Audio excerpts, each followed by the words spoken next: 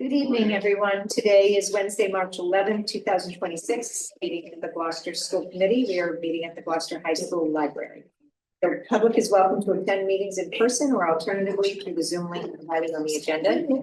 Meeting notice will reflect if the meeting is Zoom only. As amendments to the open meeting law allow, the school committee may continue to hold meetings remotely. Please note that the in-person meeting will not be suspended or terminated if technological the remote connection. I will call this meeting to order and state the mission of public schools for all students to be successful, engaged, lifelong learners. I'm going to stand for the salute to the flag, please. I'm just logged in and Hit your button on there. Sorry. Pledge allegiance to the flag of the United States of America, to the republic for which it stands, one nation, under God, indivisible, with liberty and justice for all. For the public, we are beginning our meeting early this evening because we are going into executive session, and then we will come back out and begin our regular meeting at 6 o'clock. Yes, the time of starting a meeting is. So I move that we enter executive session pursuant to executive session purpose 3 of Mass General Law 30A, section 21A, to discuss strategy with respect to collective bargaining or litigation with the Massachusetts Nurses Association. So moved. Second. Okay, roll call vote, please, Stephanie. Chair Clancy? Yes. Mr. Melvin? Yes. Ms. Dago? Yes. Ms. Liakos? Yes. Mayor Lundberg? Yes. So we're going to go into executive session. The meeting will stay open for the public, but we will not be there. And we will be back to you at 6 o'clock.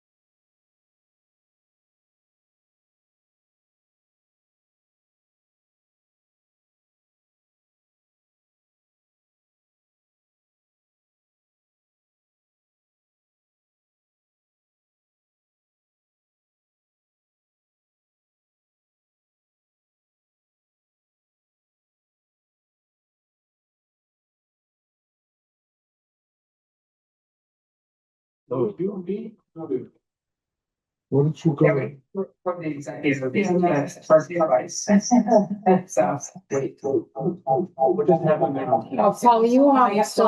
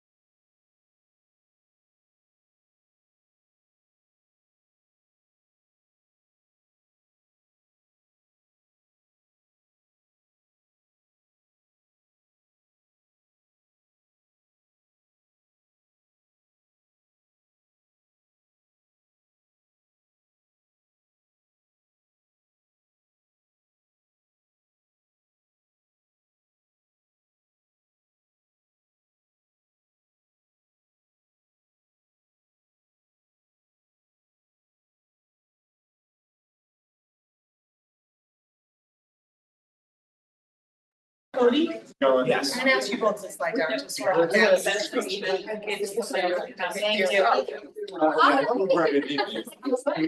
you. I just wanted. Thank you. Eventually, I'm like, oh, it's the hair. I was pretty far away from him, but. I have.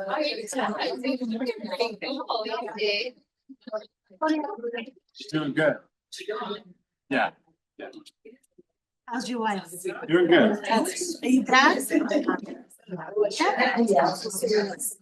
Parts. Either, whatever. Hi, Mike. What's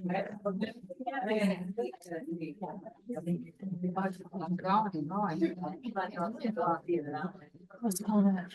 It's okay. It's getting great as the act. I think I was going too fast for it. Now you can get back. But it's the same one. I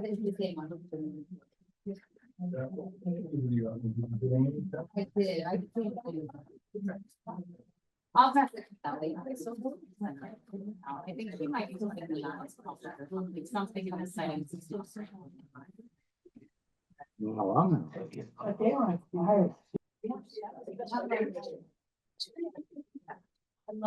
Scroll down, it probably does.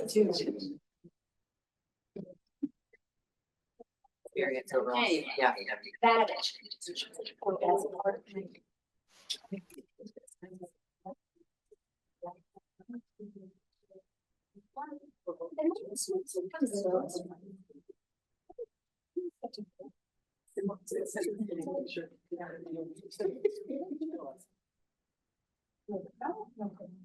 We're just waiting for the speaker and stuff to catch up here. Yeah, maybe. There's a kink in the system. When we ask you to do too many things. There's one thing you're not gonna miss, it's yes. I think we are, we do have a hot mic here though, okay? So. We have a hot mic. Yeah. We know. Are we live? No. Yes, we are. It's 7 to 10.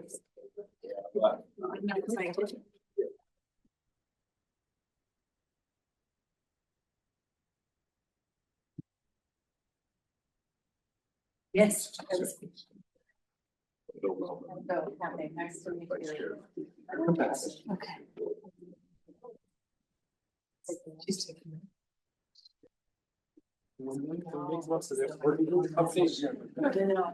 Sure. Hey, how are you? Good to see you.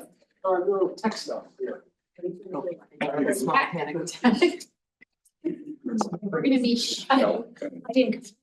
Yeah, but that, well, you know, I know the welcome committee. I know. Doing my hair on. Like TV here.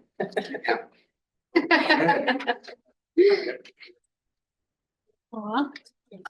How's it going? Good. And lacrosse. Yeah. I agree. Yeah, let's go. Yeah.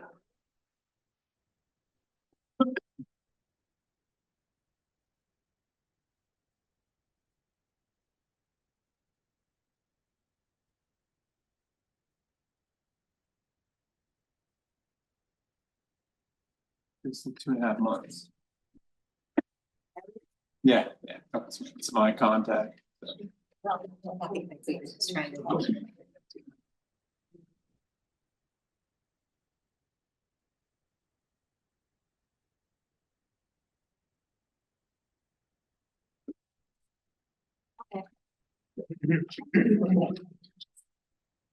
I'm gonna do one. You go first.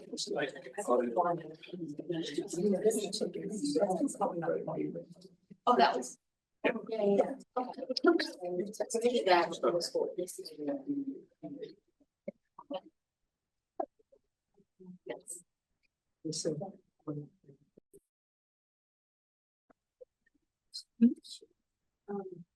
Heather just said she was. Do you want to mention the acknowledgement of the school flag, Andrea? I have a bunch of recognition. Can I do one? I'll go for it then. Can I? Yes, absolutely, please. Of course you Yeah, can. you can do it too. I was gonna do 3, but I don't need to. Oh, yeah, you could do these. Yeah. Yeah, it's not safe. I have a whole bunch of Or not these chairs. No, all the school students. Wait, are you on it? Rachel. Yeah, go on your meetings. I'm not sure. I just like to. Thanks. Like a year. Yeah, the ones the rest, it's like that, we were. I didn't see you.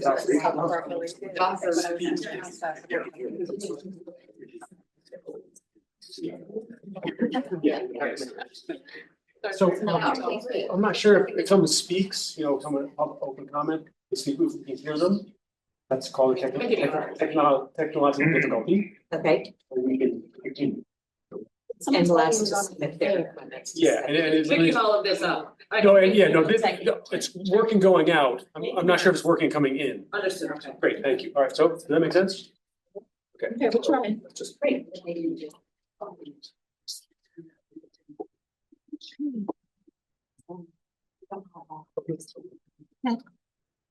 we are live and going. All right. Yes. Realize? Okay, welcome back. This is the meeting of the Gloucester School Committee. It is March 11th, 2026, and we are continuing our meeting with, after having an executive session. We will move on to oral communications. If there's anybody present or attending online, now is your time to speak. Online, you raise your hand. And I see none jumping to the podium. So we will move on to recognitions. Does anybody have anything they would like to recognize? I think we all do. I'm gonna start with the O'Malley play, High School Musical Junior, was it junior? High School Musical Junior, which, 2 school committee, members, children were in. It was tremendous. There were so many students in it. They were able to incorporate so many kids, and they did it with such liveliness and fun and great singing and great energy. And I just want to commend every single person involved in that, especially the directors and all the parents who helped and all the students. It was really just a delight. You go? Sure. So I'm a music teacher. And it's important that I just want to shout out that March nationally is recognized as Music in Our Schools Month. It's also Theater in Our Schools Month, so it's kind of a twofer. And so Laura, you just mentioned the O'Malley production. I also want to shout out the Gloucester High School Jazz Band and Cole Lundquist. We had 22 kids that were involved in the Massachusetts Jazz Educators District Festival. They went out to Algonquin High School and did unbelievably well. They had 6 soloists that performed and they were recognized. They also performed at the Cabot with my alma mater, Danvers High School, their jazz band. And they opened for 2 professional big bands last Friday on the 6th. And the last music related thing is the Beeman 3rd graders have mastered B, A, and G, which is me, Ray Joe, on the recorder. So they can play hot cross buns, which is pretty awesome. And just to give the theater program a shout out at the high school, they just did an unbelievable fundraiser with their Battle of the Bands. Since the last time we were here, they had 5 bands perform from around the North Shore that were really good. Gloucester High School's own Kicked Off the Bus won, and I will not disclose my affinity for Kicked Off the Bus. Yes, for one particular member. And then they did their production of Romeo and Juliet as part of the Massachusetts Education Theater Guild, which is just outstanding in 6 rehearsals. So we have a lot to be proud of in those art programs. So congratulations to all involved. I would like to acknowledge the Read Across America that we did at Beaton School, which I'm sure will be in the superintendent's report, but it was a great day. A bunch of people, including the mayor, and I think there was a police officer there, and there's a bunch of people there that read in the different classrooms, and it's always one of the highlights of the year. So really enjoyed it. enjoyed being at Beaman, and also a little bit of a off track, but just wanted to welcome Cody back. It's great to see him. Thank you. Great to see you. Okay, and I have a couple of things to acknowledge. One is I went to a site visit at the Gloucester High School DIY Club, which is an after-school engineering program that happens over in the vocational wing. And it's for high school students, middle school students, and even a couple elementary students go with supervision from their parents. And they can come in with whatever their passion is to work on, a problem they want to solve. They can use all the really cool equipment that we have, all state-of-the-art equipment. It was really neat to see kids with, someone had like a go-kart they were working on solving something, someone had a bike. Because they can make parts and kind of solve some of the problems they may be dealing with. They use the CAD software and they use the 3D printers and the laser cutters. So that was pretty exciting. Kids were really very into it, and it's quite nice to have that equipment used by a broader group of kids and after school, which is pretty cool. And then I went to one of the second day of the All States for Division III wrestling here, which Gloucester hosted, which is a pretty big deal. I can't remember how many teams there were, but there were, tons of teams, tons of parents, cars everywhere, and screaming and cheering, and it was really six mats were going on at the same time, boys and girls. And we have some outstanding wrestlers, not to mention just an amazing wrestling program. And I will give some highlights of those that made it to the podium. Joe Allen took third place in his weight class. Anthony Morosky placed seventh place. Aiden DeCoste placed third. Jaden Chadwick placed fifth. And Max Thomas placed fourth at the division. He placed first in our Division III.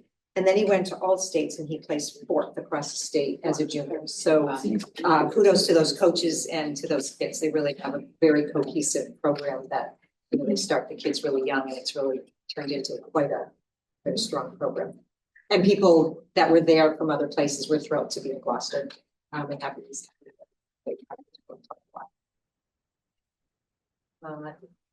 next item of business is our Student Advisory Council. And with us, we have Martina Crapiola and Keegan Jewell. Okay, thank you for coming. Thank you for having us. So to start, last week was Secret Pal Week at GHS, which was a huge success. Teachers and staff really appreciated our 5 random acts of kindness from NHS and students. This year, we also included the cafeteria ladies, and they were super happy about that. Intramural volleyball has been a blast after school. Teams of staff members and a mix of students have been participating in a different tournament of games. The junior class has had a huge successful fundraiser Sunday night at the Cut. It made a huge profit and had many local businesses supporting and sponsoring. The Seal of Biliteracy test is coming next month. Students are taking practice tests in their language classes. And this year we have students taking the test in Spanish, French, Portuguese, Hebrew, Arabic, and Korean. World Language Week is this week. We had language competitions, craft day, and poster making, and we are currently watching the Penguin lessons in Spanish. And some track members are currently in New York for the national meet for the next few days. So over this past week, the seniors have been selling tickets for our senior banquet, which is April 30th at Danversport. The sophomores on March 30th have a saltwater grill night for a fundraiser for their class. Many teams have had their banquets for the winter sports and have been picking up captains for next year. Many students are traveling this weekend to Boston for DECA at States, and NHS inductions are next week, March 19th at 6 p.m. And the power play is this week and 2 weekends on March 22nd, where a lot of people are volunteering. Congratulations on a great hockey season for the Thank you. girls. Thank you. Keegan goes, can I just put up one slide here? Sure. Scared. Oh my. So Keegan scored her 100th career points at the Fisherman. And this is here the first time a girl athlete has scored 100 points in her career with the Gloucester Division. So congratulations. Thank you.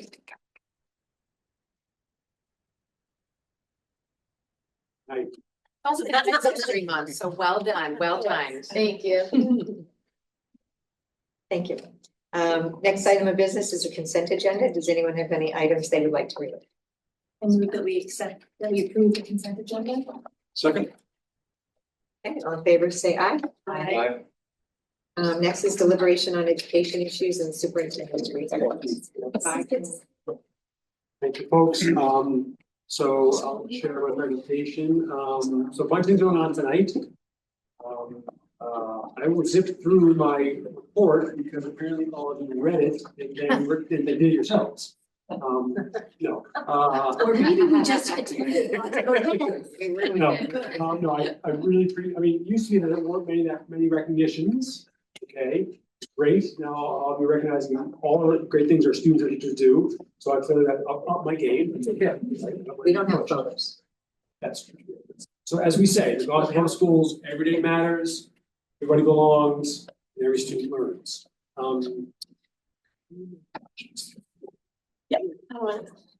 So a few things tonight. In a moment, we'll introduce our incoming assistant superintendent who's with us tonight, Dr. Catherine Tucker. We'll also have a great presentation from the combination of staff and school members and administrators on the work that the group that our deep in student learning and improved student achievement work group's doing. And then have an initial presentation of the FY 2027 budget. We'll get there. I'll just give you some updates from around our district and our schools. So we're having a welcome to kindergarten sessions already. It is March, which means that some families have been thinking about kindergarten for like 3 years now. And others are just getting with it. And but we have our sessions at each school. And anyone who has an incoming kindergarten is invited. You are, obviously encouraged to go to the school whose captain zone you're in. And I think we've completed all 4 now.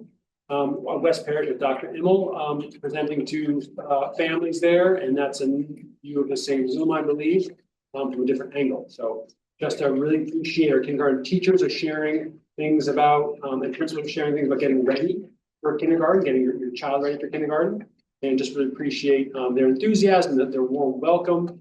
I remember when my wife and I dropped off our 2 children, our twins at kindergarten. And I've been working in schools at that point for probably 15 years. And at that moment, I thought school was ridiculous. And the kids that age shouldn't go to school. I was wrong, of course. I'm just a little out of sorts. I've been worked out for them just fine. And kindergarten always is a fantastic experience, especially in our schools, with such warm and welcoming communities. Just off to the beginning of the journey. Beeman did, as somebody mentioned, Read Across America. We had a lot of mucking mucks and very important special guests. The superintendent, who's there in the picture there, reading to some second graders. Just really appreciate being invited to read to the students. And cannot remember the name. Oh, I know it was the Wild Robot. They are reading a series of Wild Robot books, and I read the picture book. It's good. A very caring robot. I appreciate other folks, school members, the mayor, and others who read. I believe, Mayor Holmberg, you read Katie and the Big Snow. Big Snow. Yeah. That's a big shovel. That's one. And that was pretty well, right? Everyone knew what we were talking about because we just had to. Very appropriate for this time of year. Ben, can I just? Of course, yeah. I read Dragons Love Tacos for the 3rd year in a row. I don't know whether that indicates someone's on to my level of reading or whether it's Some people would be more repetition and practice. Wow. Or they see a good thing when they recognize a good thing when they see it. Okay. All right, and East Veterans, just really appreciate the after school learning enrichment program put on by East Veterans teachers. There's a little additional support by teachers there and also by the YMCA, really supporting kids in their art, music, literacy, writing, helping them to strengthen their academic skills and also a safe and fun place to be after school. So they just appreciate their teachers and staff, YMCA staff. Plum Cove, there you see them making the most of recess on the left hand side, safe play in the snow. Also an appreciation to the Plumco PTO. They just finished refreshing and reorganizing the school library. They replaced 450 books, which is amazing. 400, about 250 of those were placed by the PTO, and 200 more were paid for by the book fair purchases that the school community engaged with. They've had so far about 3,600 library book checkouts during the school year, about 1,200 different titles. And they also gave us some data on how that was sorted out. So 32% of the checkouts were fiction, 31% were nonfiction, so full nonfiction and fiction, great. 23% graphic novels and 15% picture books as well. So great information and data from the Plumco PTO about the school's library. We had the 100th day of school a little bit late this year because all the snow happened just before the February break. And our elementary schools always celebrate it. And you can see here West Parish celebrating it.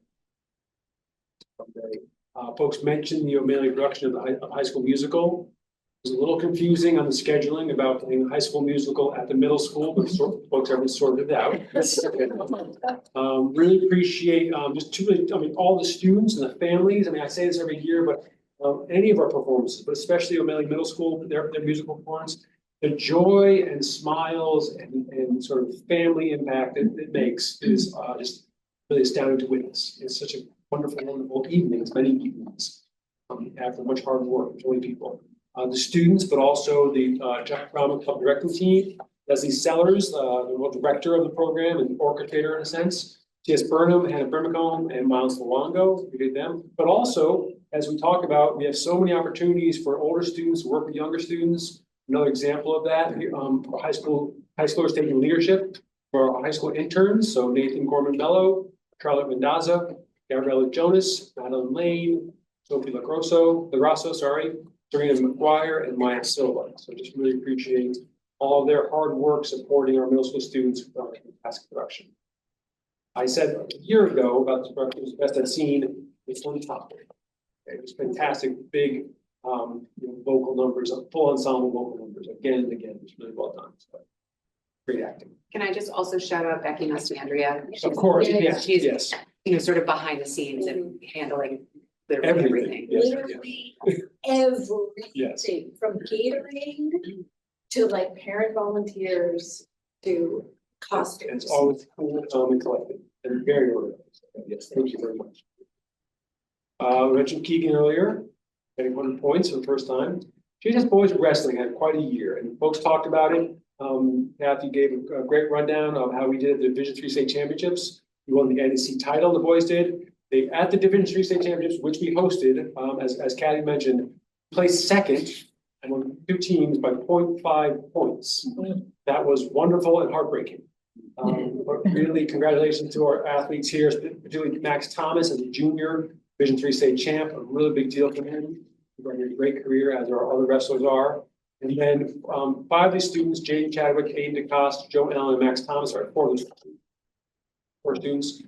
Went on to all states. That was in Springfield, and Max came in 4th there. So I think a couple of folks went on to another level, can't keep all straight, I think, in Rhode Island. Max and one of them. In addition, we have coaches of the year. So Coach Matt Swanson, who started, and Kirk Benson, who started the program from scratch about 13 years ago, I want to say. Matt was named Division III Coach of the Year by his peers. Coach Benson was named Assistant Coach of the Year. So congratulations to them. Of course, when I went and congratulated Matt, he immediately deflected to all the students and the families. Yeah, he did a great job there. Small program, but as you can see, very successful. As you mentioned, jazz band. So I just want to point out a few folks. Jazz band did a great job there at the Central District Senior Jazz Festival, which Andrew mentioned. They received a bronze medal, and then in particular, a few of our musicians received outstanding musicianship awards. That means Sean Buckley on tenor saxophone, David Berg on the bass guitar, Rhea Sierra on the piano. So great ensemble performance, and also individual. The boards are very good. The theater program again. Also want to recognize a few students. So again, as Andrew said, they put on an abbreviated version Bridge version of Romeo and Juliet after 6 practices at the METG Theater Celebration. And then, which is fantastic. And then a bunch of our performers were named for excellence. So Yava Friday and Nora Fogarty for excellence in costume design. Sean Buckley, Esme Saruf, Scarlett Berg, Anaya Bergoglio, and Yava Friday for excellence in acting awards as well. So just acting performances are 5th grade, elementary school, middle school, high school, the acting performances are really getting stronger and stronger. We are offering a free adult English classes, by schools. Sorry, that one's got a 3rd year doing that. So families who are learning to read, write, and speak in English are welcome to join us. Environment. I believe it takes place at Gloucester Housing, or I'm not sure. I think so.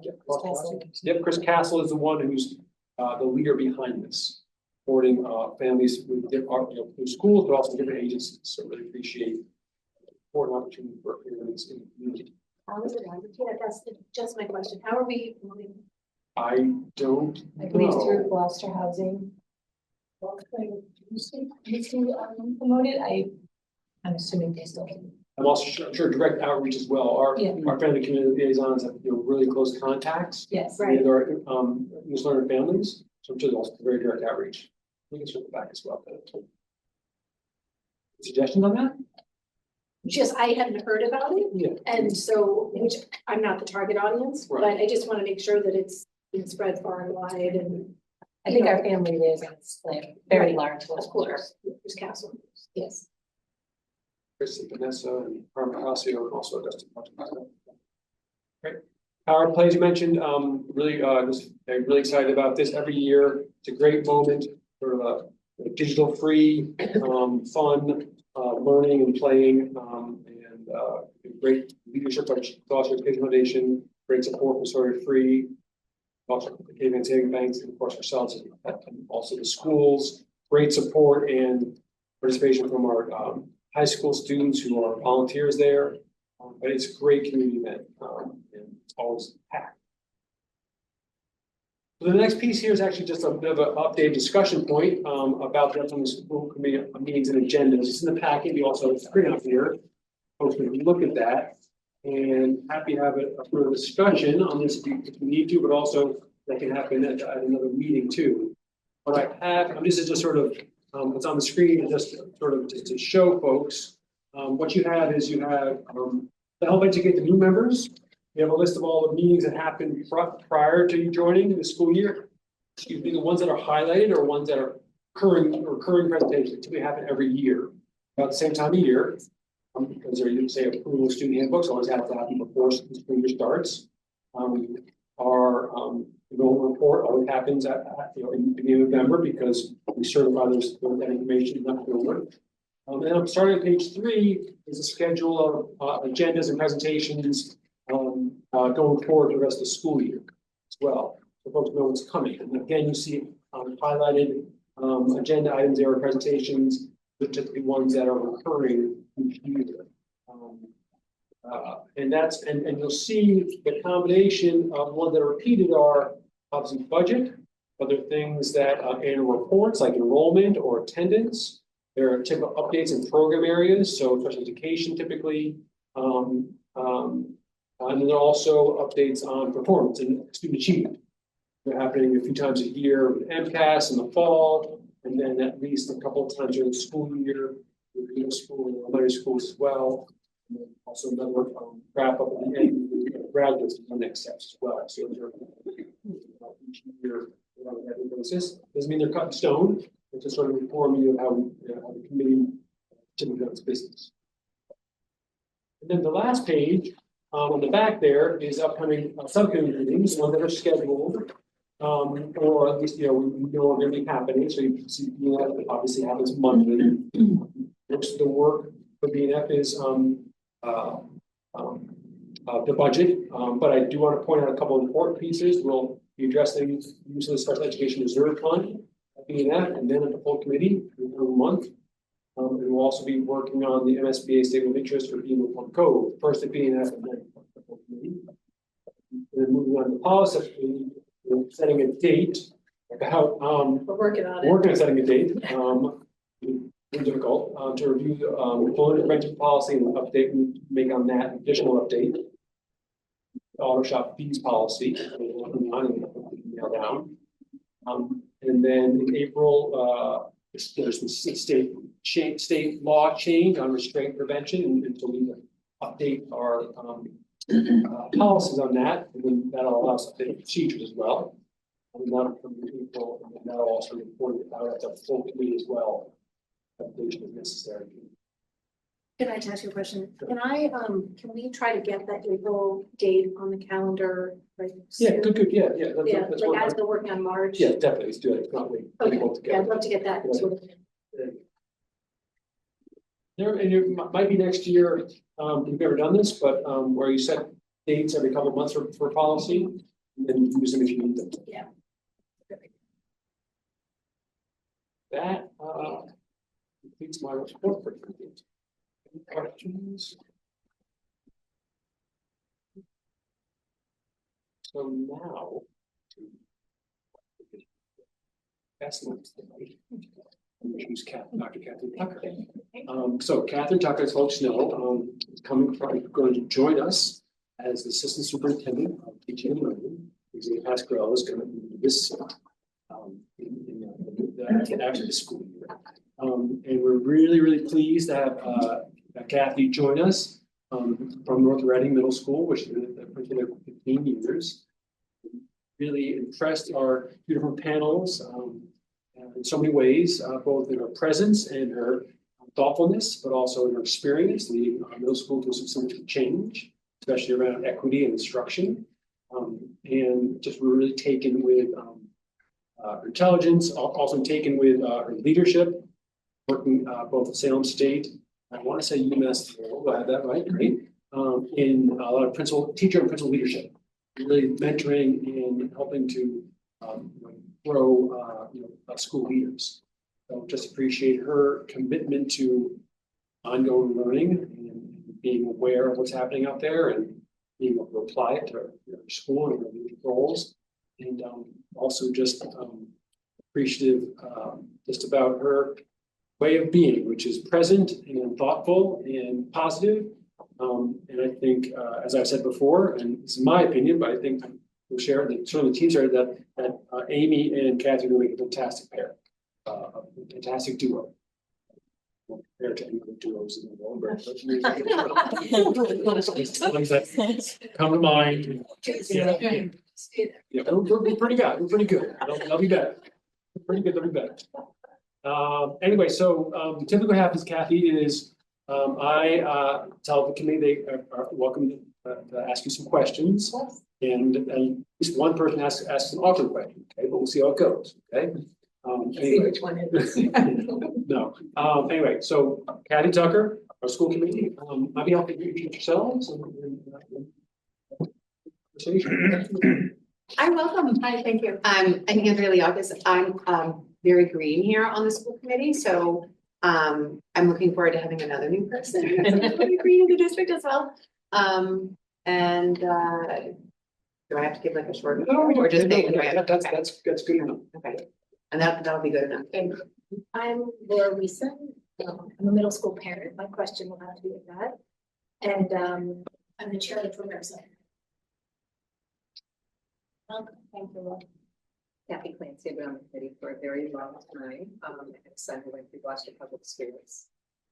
Seen a couple new schools built and a lot of changes in curriculum and practice. So glad you joined us. Thank you, Kathy.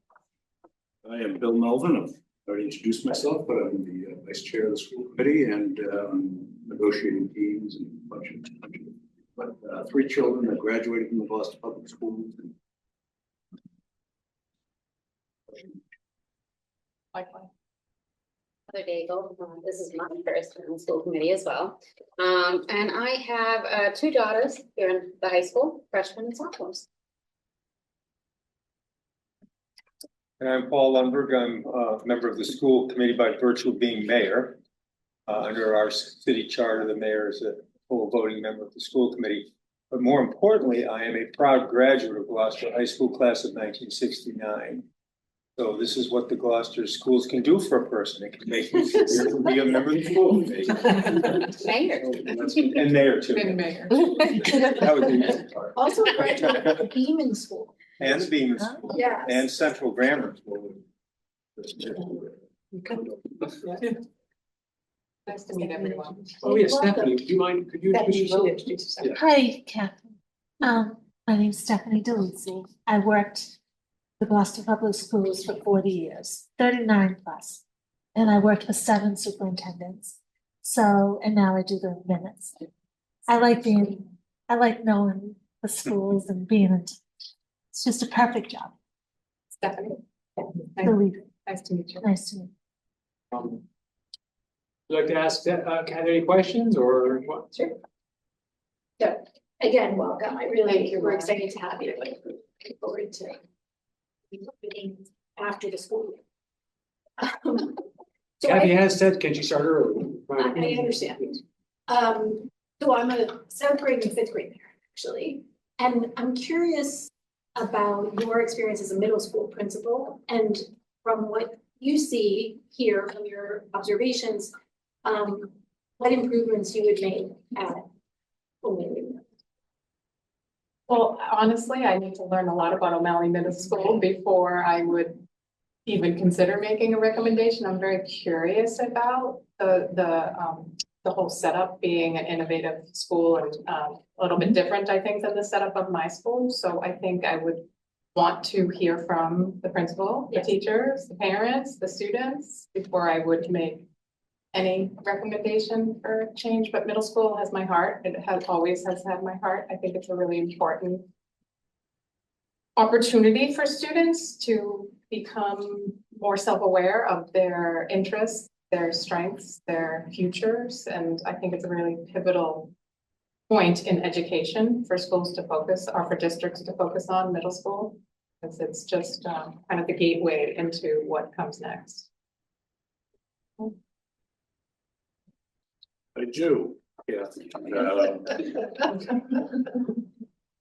I'll keep mine brief. No, I went through, I think it was your letter, and I noticed that there was 3 things, middle school, multi-year curriculum mapping process, a couple other things, but the thing that interested me most was restorative practices and how that kind of applies to, I mean, maybe you could, it's something it's a talking point here in the Gloucester Public Schools as well.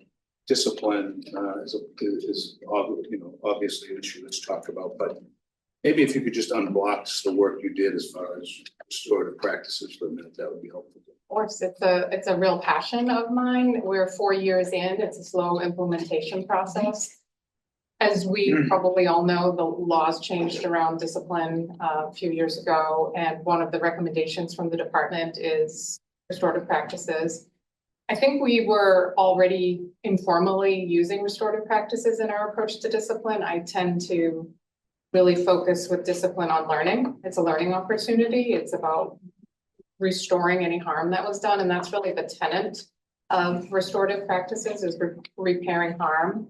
But if you think of it as a triangle, like we're used to in learning, you know, the tier 1 that all students have access to, for restorative practices, tier 1 is community building relationships. So we have circles where we talk about anything, silly things, icebreakers, but also difficult things. And we try to build community, typically smaller groups, staff have circles, students have circles, mixed staff and student circles. We've even stretched it to our community center with our senior citizens, where we're running circles, just trying to build community at that base foundation level. Then the tier 2 is really about the restorative chats when harm is done. And traditional discipline is, you know, often thought of as you get a detention, you get a suspension. This isn't exclusive of that, but really the focus is on owning your responsibility, trying to repair in whatever way makes sense, oftentimes through dialogue and owning, you know, sitting across from the person that you may have harmed, intentionally or not intentionally, talking through that. So that we used to be a system where we would say, okay, those 2 students can never talk to each other ever again. And we've moved away from that to just repair the harm so that you don't have to be best friends, but certainly be, treat each other with dignity. And then tier 3 is reserved for times when students need everybody all in, family, it's called a conference, family, community members. We've had, you know, a handful of those where we just all gather around in a circle to support the student who's in some sort of crisis, not necessarily always discipline-based, but to support them through like wraparound with everybody involved. But it's taken a lot of professional development. I am forever honest, and I would tell you that not everybody's on board at my current school. Some people really still have that fixed mindset around traditional approaches to discipline. It's actually a fear of mine leaving that it will ground because it's really that important to me. And, you know, kids will now say, hey, can we circle up? Can we talk about this? If there's a tragedy or something going on. So it's really something that's near and dear to me that I would love to work with Amy on finding out where Gloucester is and potentially beginning discussions around what that could look like. Appreciate that. And just a quick softball follow-up. I don't need to be sold on because I'm literally the biggest cheerleader for the Gloucester Public Schools, but why Gloucester? I mean, what attracted you to Gloucester? Well, I tend to stay places for a long time. So prior to the 15 years in North Reading, I was in Reading for 10 years. I have stayed kind of close to that area. And when I saw the posting, I started reading a lot about the work that's been done under Ben and with Amy and the focus on equity, the focus on strengthening the tier 1 instruction for all students. Equity is very important. And equity can mean a lot of things to a lot of people, but as an educator, it means access to rigorous, that tier 1 education for all students and finding those entry points. And reading through the strategic plans and the work that's currently being done attracted me to wanting to get on board, especially with a new team starting to get, I joined North Reading when the former superintendent was in her 2nd year, Kathleen Willis. It was a really exciting time to come into a district and help, if not build a brand new team, but you know, build a new strategic plan and move forward together as part of that, you know, that team. So there's so much about Gloucester that I don't know. I have a very dear professional colleague, very close colleague. He's the top tier, he's retired. And over the years, he's taught me a lot about Gloucester, and it's very near to his heart. And so I had a lot of conversations with him and hope to be able to continue to do that. He lives in Gloucester. To learn more about the community, and yeah, it's exciting for me to take this next chapter here. I was very picky about where I applied. Oh, we're excited to have you. Thanks for Thank you, Bill. Anyone else? I didn't say you should say something, but if you're welcome to add if you like, or I'm just happy to be here, and I'd love to stay if that's for the meeting. Welcome to. Sometimes they go. That's okay. At any point, you can just say, I've had enough, because it's gonna be long. Yeah. It won't be judgment. you're welcome to stay, so that we Thank you, everyone. Welcome. Welcome. And to start July 1st. Yeah. Oh, you're in Gloucester in the summer. I was a Saturday, so we'll have her start then. Yes, Thank you. Great, thank you, Kathy. So, we're gonna move on to the next agenda item, which is, which Amy will take the lead on. We're gonna shuffle some chairs here. Please, for a second. I might have, just like. Here. Yeah. Oh. Yeah. Stay. Oh, no, you're coming over here.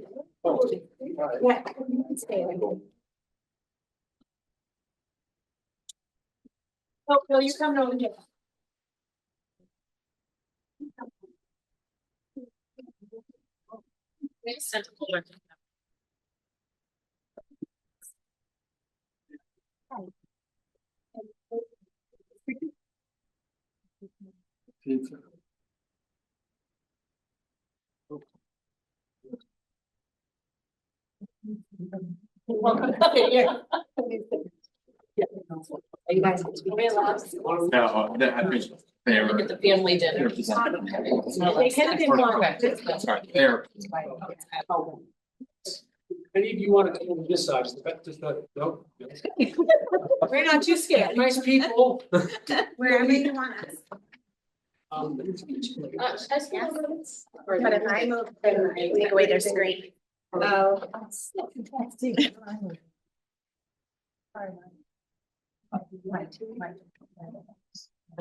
So what we have here is our working group on improving student learning and improving student achievement. That was born out of negotiations with the school committee, the Gloucester Association, and GAPE, the Professionals Association. And it's about how do we look closely at how we're doing, identify what we're doing well, but also then identify challenges we're facing around student learning. And it's a rarity. Doesn't happen very often in districts anywhere I've been where you have a sort of established working group of folks that represent the way that this group is represented. That's variety of roles. So I'll point out a couple. Union leadership. Liz Crowley, who's the GAPE president, is also a member of the group. With paraprofessional leadership, paraprofessionals.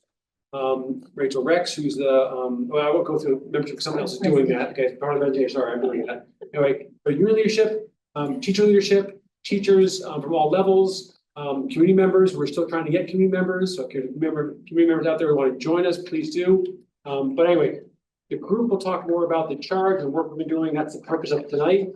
Another key component of this group is that it reports to the school committee. And that 3 times a year. So we'll report twice this year because we're up and running now. But the group will talk about the charge, the work they're doing, or we're doing, because I'm a part of it too. And we'll be the first of many reports to come. So thank you for all being here. Thank you. Took my intro, so I'm just gonna let us go right into it. So we have I'm just gonna say we just started this work this year, and it's important that we do it at a pace that is appropriate so that everybody's on board, and that everybody's understanding where we're going, because we're deciding where we're going together. And so we are going slow and purposefully. And so today's presentation is mostly on our progress so far. Okay. Thanks, Sarah. So as I was introduced earlier, my name is Rachel Rex. I'm a 30-year veteran science teacher at Gloucester High School, and I'm also the president of the Union of Gloucester Educators. So just to give a brief introduction to our joint working group, that definitely needs a better name, which we can talk about. But the joint working group to deepen student learning and improve student achievement. So as you can see in the slide, at the end of the day, we all share the same goal, and that is to stronger learning and better outcomes for every single student in the Gloucester Public Schools. So here, the Gloucester Public Schools obviously is deeply committed to improving student learning and achievement for all students.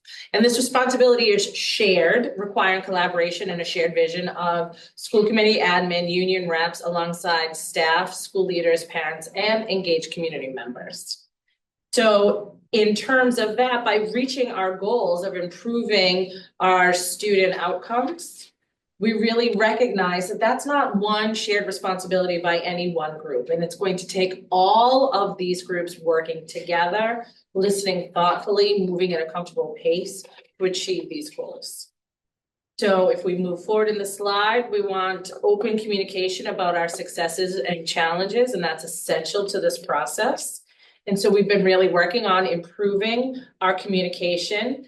This kind of progress that we're expecting depends on open and honest communication, celebrating what's working, but also being willing and safe and comfortable to address the challenges that we also face. Moving forward in the next bullet point, to foster a more collaborative approach, we've established through collective bargaining processes with GTA and GAPE this working group here. So again, with that in mind, through the collective bargaining and negotiations, here we have formed this working group that is really focused and dedicated on improving achievement and student learning. That's what we're all here for. We're here for the kids. We're here to make sure that they can master their objectives, that they are learning, that they are growing at whatever pace is appropriate to those students' development. So this is obviously consisting of a diverse representation of school staff, community members, and school committee members, which is fantastic. So again, we're bringing together our educators, our community members, school committee representatives, looking closely at student learning, at data, collaborating on ways to strengthen that. Our idea is simple. When we bring a diverse perspectives to the table and work together in good faith, we create better solutions and better opportunities for our students. Perfect. I didn't mention this because we didn't do the full introduction. When you do your slide, if you could. Great. Well, I'll introduce myself again. I'm the vice chair of the Gloucester School Committee. Before I start, I want to just take a moment, and one thing that kind of a rambler, but I don't like to talk about the strike very often, but I do want to just say that this working group does not come together without the union leadership kind of pushing it forward with us. We came to them with an idea after a really difficult period during the strike, and they were open to it, and that's a credit to Rachel and her team. So I just wanted to publicly acknowledge that that wouldn't happen. So I also want to publicly acknowledge the members of the team. I had most of the people on my team are here, so that bodes well for me, I think. But I certainly appreciate each and every one of them. They're terrific educators, and Gloucester Public Schools are filled with terrific educators like that. So it's not easy work. It's not pretty work. It's not, data and that type of stuff. It's kind of grinding work, but it's well worth it, and I appreciate being part of it. I also want to acknowledge one of our all-stars who isn't here tonight, and that's Abby Andrews, who has been a huge part of our group, and she's a teacher over at East Vets, and really not only a terrific educator, but really insightful into looking at this type of stuff. So that's my speech, and I'm sticking to it. So, as far as the purpose of the group, I jotted down a couple of notes. At least one academic challenge. We came up with 3, and then we kind of narrowed that down to 1. All 3 were excellent, and we broke up into teams, and all 3 of them we could have picked any of the 3, and it would have been well worth it. So that the academic challenge is to kind of close the gap between student growth and student achievement, and kind of figure out, hey, what do we need to do to kind of close that gap? And so we've started that. Do a root cause analysis of data, and I'm going to read this because I'm kind of a lot more smarter people in the committee than me. But as far as root cause analysis, what that is, because there could be people listening that are like me that really kind of hear that, and I'm like, what exactly does root cause analysis mean? So, and this is taken right off of ChatGPT. So. Root cause analysis is a systematic, data-driven process for identifying the fundamental underlying causes of problems rather than just treating the symptoms. So that kind of hit home to me. I'm like, well, we got to look at more than just the symptoms. By uncovering why an issue occurred, RCA prevents reoccurrence, improves efficiency, and reduces risk. Key steps include defining the problem, gathering data, identifying causal factors, determining the root cause, and implementing solutions. So that kind of put it in a box for me of what root cause analysis is, and that's kind of what we're doing. I think it's really important that we, that we kind of keep that at the forefront of, hey, let's look at the symptoms of some of the issues we're having instead of kind of trying to go broad screen, which I'm great at. I'm great at throwing a lot of stuff against the wall and finding something that'll work, but this is much more defined, and I really appreciate that. So set goals. I think the most important thing as far as setting goals goes is we're looking to be intentional about our approach. Like, this is slow moving work. We're not coming up with a solution tomorrow, but I think if we're intentional and we stick with it and we have the right people involved in it, I think we will come up with some solutions. And I think that will bode well across a wide spectrum of our educational issues here in the schools. So Review progress throughout the year, as I think Rachel Ben mentioned, we're gonna come in and present a couple times a year. I'll use a coaching analysis, like, I wrote down, you know, when you're coaching, sometimes I'll say to kids, hey, we're hunting for opportunities to score. We're moving the ball, we're hunting to kind of score. And I think that's the same with this, like, not only are we reviewing progress, but it's important that we come to you having hunted for opportunities, finding those opportunities and kind of building off of those, so. I'm appreciative of that. And then, of course, we'll make some recommendations. I think that's down the road. I'm gonna see that at the next meeting. Eventually, we'll come with some recommendations. The other thing the last thing I want to say, and I'm already going on too long, is that I sat in on a Mass Association School Committee lunch and learn, and they talked about this exact same thing used for school committees, like school committees using data to figure out, hey, how can we address some issues that maybe the school committee faces? And as I was sitting through this hour-long lunch and learn, I thought, this is the exact template that we're using in the Gloucester Public Schools. Exact. This professional was probably getting paid a lot of money to put it out to us, but it was the exact same thing. There was nothing she said that I hadn't heard from Amy and from the people involved in it. So that kind of just, for me, that kind of said, well, we're on the right track. Like when I first started, I was like, I don't know, this kind of sounds like a lot of work. It is. We'll see how it goes. But having sat through that, it really made me feel good about doing that. And it also makes me feel good knowing the people that are involved. So that's kind of my spiel. I'm sticking to it, and I appreciate the group, and I appreciate you allowing me to be part of it. So thank you. All right. Liz Crowley is our CAPE president, and she unfortunately last minute couldn't make it, so I'm going to share her slide. And this is when I said thank you slide. But we want to really emphasize the diverse group that is part of this committee. It is chair of myself, Rachel, and Liz. The three of us run the committee.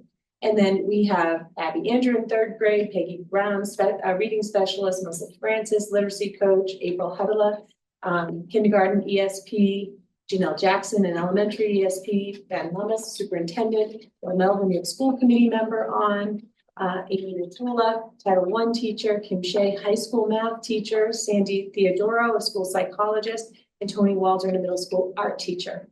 So it's a pretty diverse group. We are looking for more. We would love to have a community member or two added to our group. There's certainly room to grow, but we are a small and mighty group that is diving in pretty deep. Some of the fun is there are people that deal with data every day, all day long, and there's people that have never looked at data, and we have everybody in the middle. At the first meeting, someone said, I'm a little afraid of data. And at the end of the meeting, she said, this was so much fun. So we're taking our time, we're diving in, sharing our knowledge and experience. And I think it's the diverse nature of the committee that's going to make it strong. So our process is this you, Kim. This is me. This joint working group, we have 6 meetings this year. We've had 4 already. We have another 2 coming up. We did start by reviewing the norms of collaboration. I won't read the fine print, but I'll just refresh you on what they are. Pausing, paraphrasing, posing questions, putting ideas on the table, providing data, paying attention to self and others, and presuming positive intentions. And before I pass on to the next, I just want to address number 7 with the presuming positive intentions. I really think that is a strength in our group that is going to drive us forward. It is an incredibly diverse group, certainly formed in the wake of difficult times. The presuming of positive intentions is certainly alive and well in our meetings, and I can't tell you the energy that it's creating for everybody involved. Thank you. Yes. Hi, everyone. I'm Peggy Brown, reading teacher over at East West. Let me tell you about our first meeting. This book is full of protocols that adults who want to collaborate and work as a community on something challenging can use. So we're looking at data. So actually, the data-driven dialogue was the protocol that was chosen. Why a protocol? Why aren't we just sitting around chatting? Protocols really provide a sequence of steps. It helps us to use our time wisely. It helps us to avoid distraction. And because it has a set routine with boundaries, it also allows for even the quietest voices in the room to be heard. So the data-driven dialogue has 4 phases. And on the first day, we did the first 2. Phase 1 is about predictions. Now, phase 1, predicting you can do without even looking at whatever data it is you're trying to unpack. Here's where we're talking to make our perspectives visible. Also helped to see other people's assumptions, or on a positive note, the possibilities that we hadn't possibly thought of. Another thing that's great about this, and the norms of collaboration also help us, is to move beyond blind spots or ideas of why we're together. That can shift. All right, so after we have this kind of dialogue, we moved on to phase 2, which is one of my personal favorites, going visual with the data. Usually that means going big. This is when we look at the data, which can look for some people fascinating, and for other people just colors and numbers and kind of tiring. You can recreate that data in a way that speaks to you. Now, I don't know if you can see the 3 posters up there, but they each have their own style. And with it, we're able to see trends and other things to talk about later, which Melissa will share. If I knew we were going to share our visuals, it may have been a little neater, but. Who did that? Not the point, I'm just saying. If I knew it was going to be published.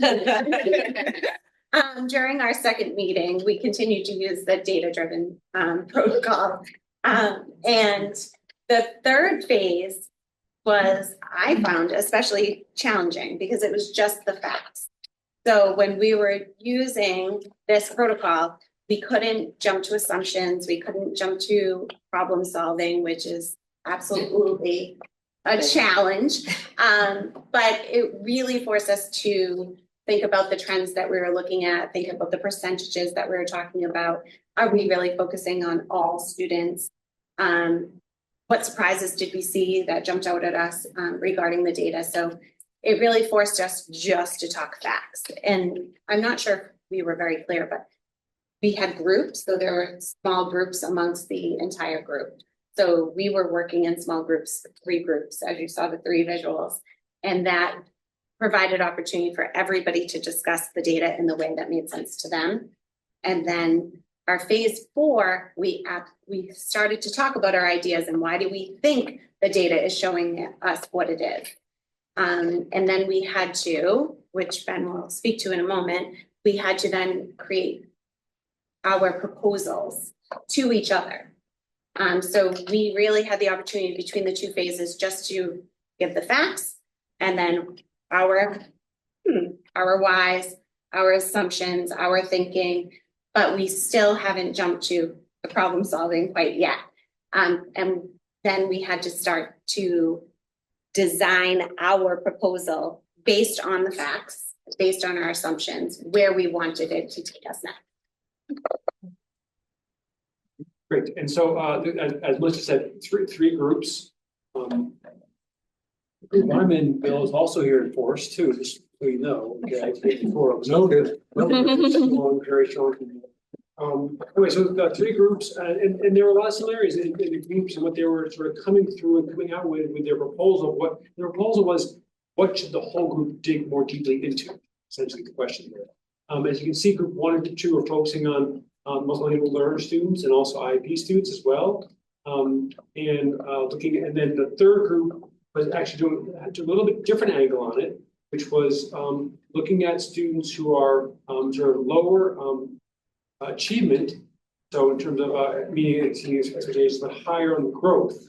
And so from that, because the groups 1 and 2 were sort of similar in their questions and their sort of proposal wanting to focus in on ML students and students with disabilities, we had to really wrestle with what group 3 was talking about, understanding because we were sort of out of the norm and different from other perspectives. But we ultimately came, and so the process there was then to sort those through, understand them. Next slide, the next slide, what we came to. Yeah, don't give it away. Well, first, Amy Nittel is gonna tell us how we got from those 3 to 1, and then she'll reveal the one we have chosen. Yes, the big reveal. So to piggyback on what Peggy was saying, we implemented a protocol, which is narrowing 3 proposals to 1, as that kept us on task and focus as to what we were doing. So there's 4 phases to this protocol, and the first one is preparation and review. So we worked in our sub teams. As we said, there were 3 sub teams within our larger team, and within the preparation and review, we worked in our sub teams to continue crafting the proposals and solidify them. So we focused on a problem statement. What specific issue does this address? And then the next part was impact. What is the measurable benefit of success? Feasibility. Do we have the resources to achieve this? As well as alignment. How does this align with the district's core mission? So that was phase 1, preparation and review. And then we navigated into phase 2, which is the evaluation meeting. And this is like where we had our commercials essentially. So we had there was a 10-minute time frame for the pitch. So as sub teams, we basically presented our proposals to the team. And it was a summary highlighting the why now factors that we put together. The second part of the evaluation meeting was the clarification round. Now, this was interesting because we could not express our opinions about the pitch, like, hey, that was great, or I really love that one, or what were you thinking? So we couldn't really do that. You could not bring your opinion into this. So that's why this protocol is important to keep us on track. So it focused on asking questions that basically got you more information, that factual information, and that offered clarity to what maybe the proposal wasn't so clear about. And then the third phase that we got into was a synthesis and selection. And this was an interesting one that I personally found interesting. So we essentially looked at the proposals and which ones could stand alone, and was there a combination? Was there a hybrid of them, of the three proposals, 2 of them or all 3 that would come together? So that was synthesis and selection. And we did that as a collective team. And then the last one, which is going to lead into the big reveal, was phase 4, which is final selection. And because this team, we just work so well together, and we do, going back to the norms, we just have so much respect for everyone's opinion and thought process, that the voting, again, I personally found it, there's just a camaraderie. So everyone brought to the table what they thought was most important. And I do the big reveal. All right, let me get the picture. You ready? So from what Superintendent Lummis was saying, we had the 3 ideas, our 3 proposals. So our district-wide focus is to take a deeper look at students who have high growth and low achievements, and this is across all groups. Yay. So now I'm gonna explain what that means. Yeah. Yes. So when we look at data for students, we look at achievement and we look at growth, right? So this first graph on the side here is a sample. It doesn't matter the topic, it's a sample of student achievement, okay? You can see a line here, this dotted line, that's the grade level expectation. So when we look at data, there's students that fall above grade level expectations or below. There's meeting, exceeding, and there's almost meeting, and then really strategic concern. So We have the district-wide goal of 80% of our students being above that grade level. That's a very lofty goal. It's a high goal. It's well above the state, but that doesn't mean we shouldn't strive for great things. We should strive for great things. So when we talk about achievement, we're thinking about students that are at grade level or above, right? But for growth, I was going ahead of myself. For growth, I've explained this a little bit to the committee before, but again, we'll say student growth percentile is a comparison of how a student grows within a year's time in comparison to their like peers. And so on a scale from 1 to 99, an average year's growth is at 50. So if a student has a 50 student growth percentile, they made approximately a year's growth in a year's time. That's average, that's good, right? But if we are below, if we have a lot of our students below our expectations, we are not going to catch up without having higher growth. And that's why as a district, we say we would like our students to have at least a 60% growth, which that puts us in this high growth, this green category. And that's how we're going to start to close gaps and catch up. So what our group found was that we have a lot of students that are in, if you see, even this gray here is our largest category. They're below grade level. They're not quite there, but a lot of them have high growth. So they're moving fast, but they're not getting over that. So what can we do? Our question is, what can we do to get students over that line to have high growth and high achievement? We want to get that over. And that brings us to this scatter plot. And when we show you data later on, when we dug in deep, we'll show scatter plots. And if you think of, this is 4 quadrants. This top right, quad 1, if a student is excelling, they have high achievement, high growth, right?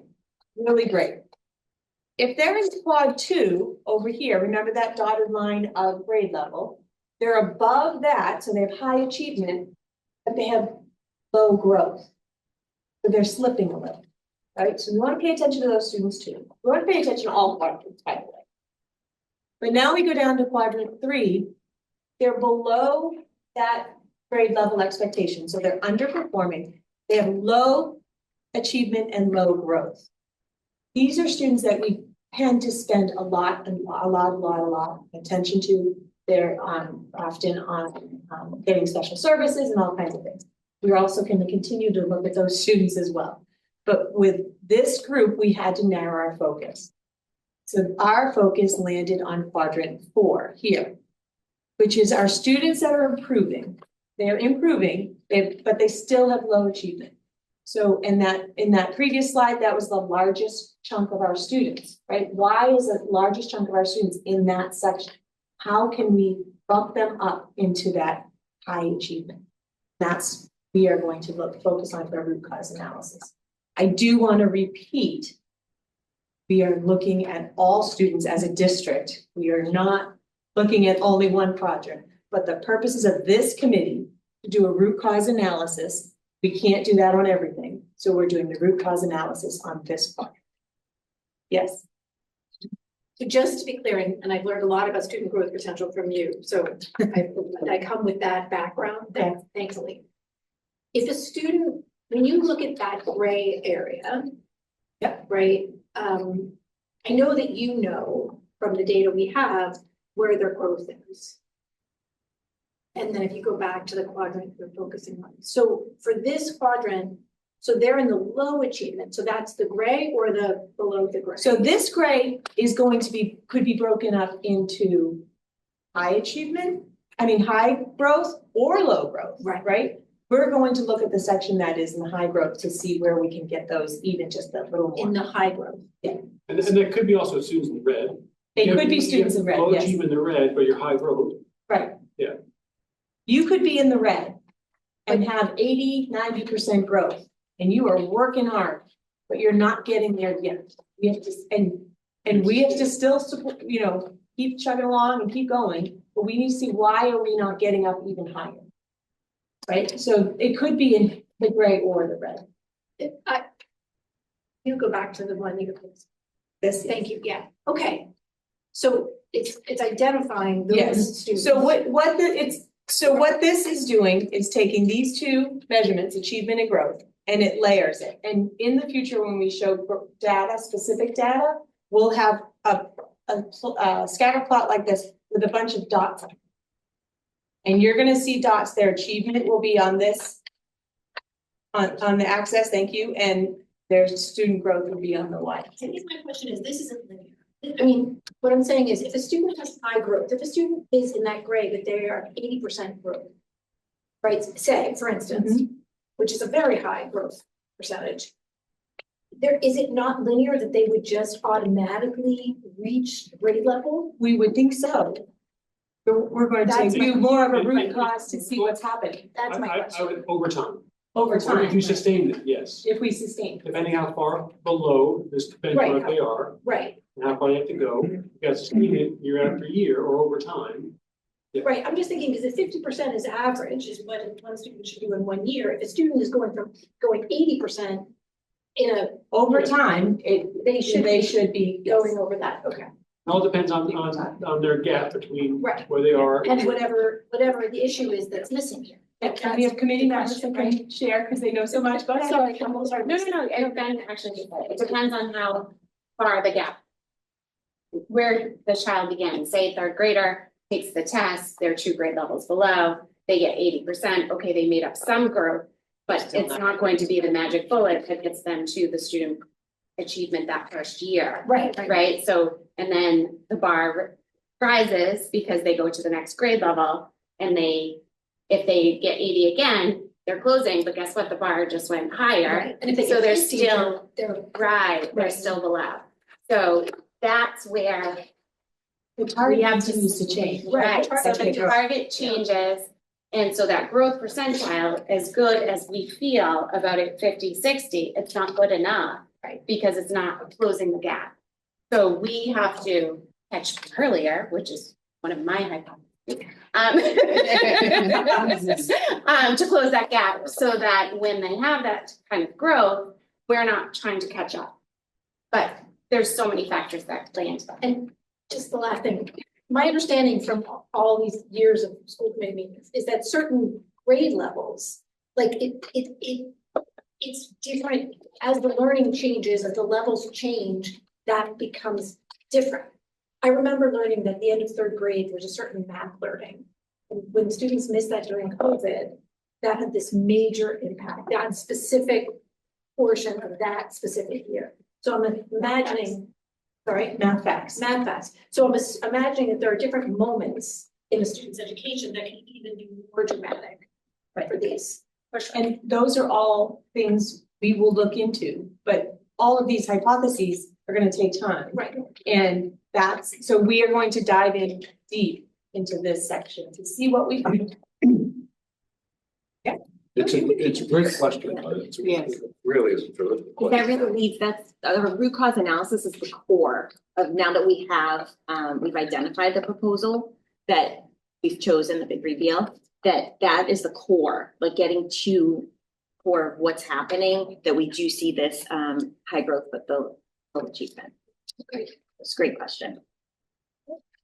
All right, so during our most recent meeting and next steps, Tony's gonna talk about Good segue, 'cause I'm Tony Waldron, a middle school art teacher.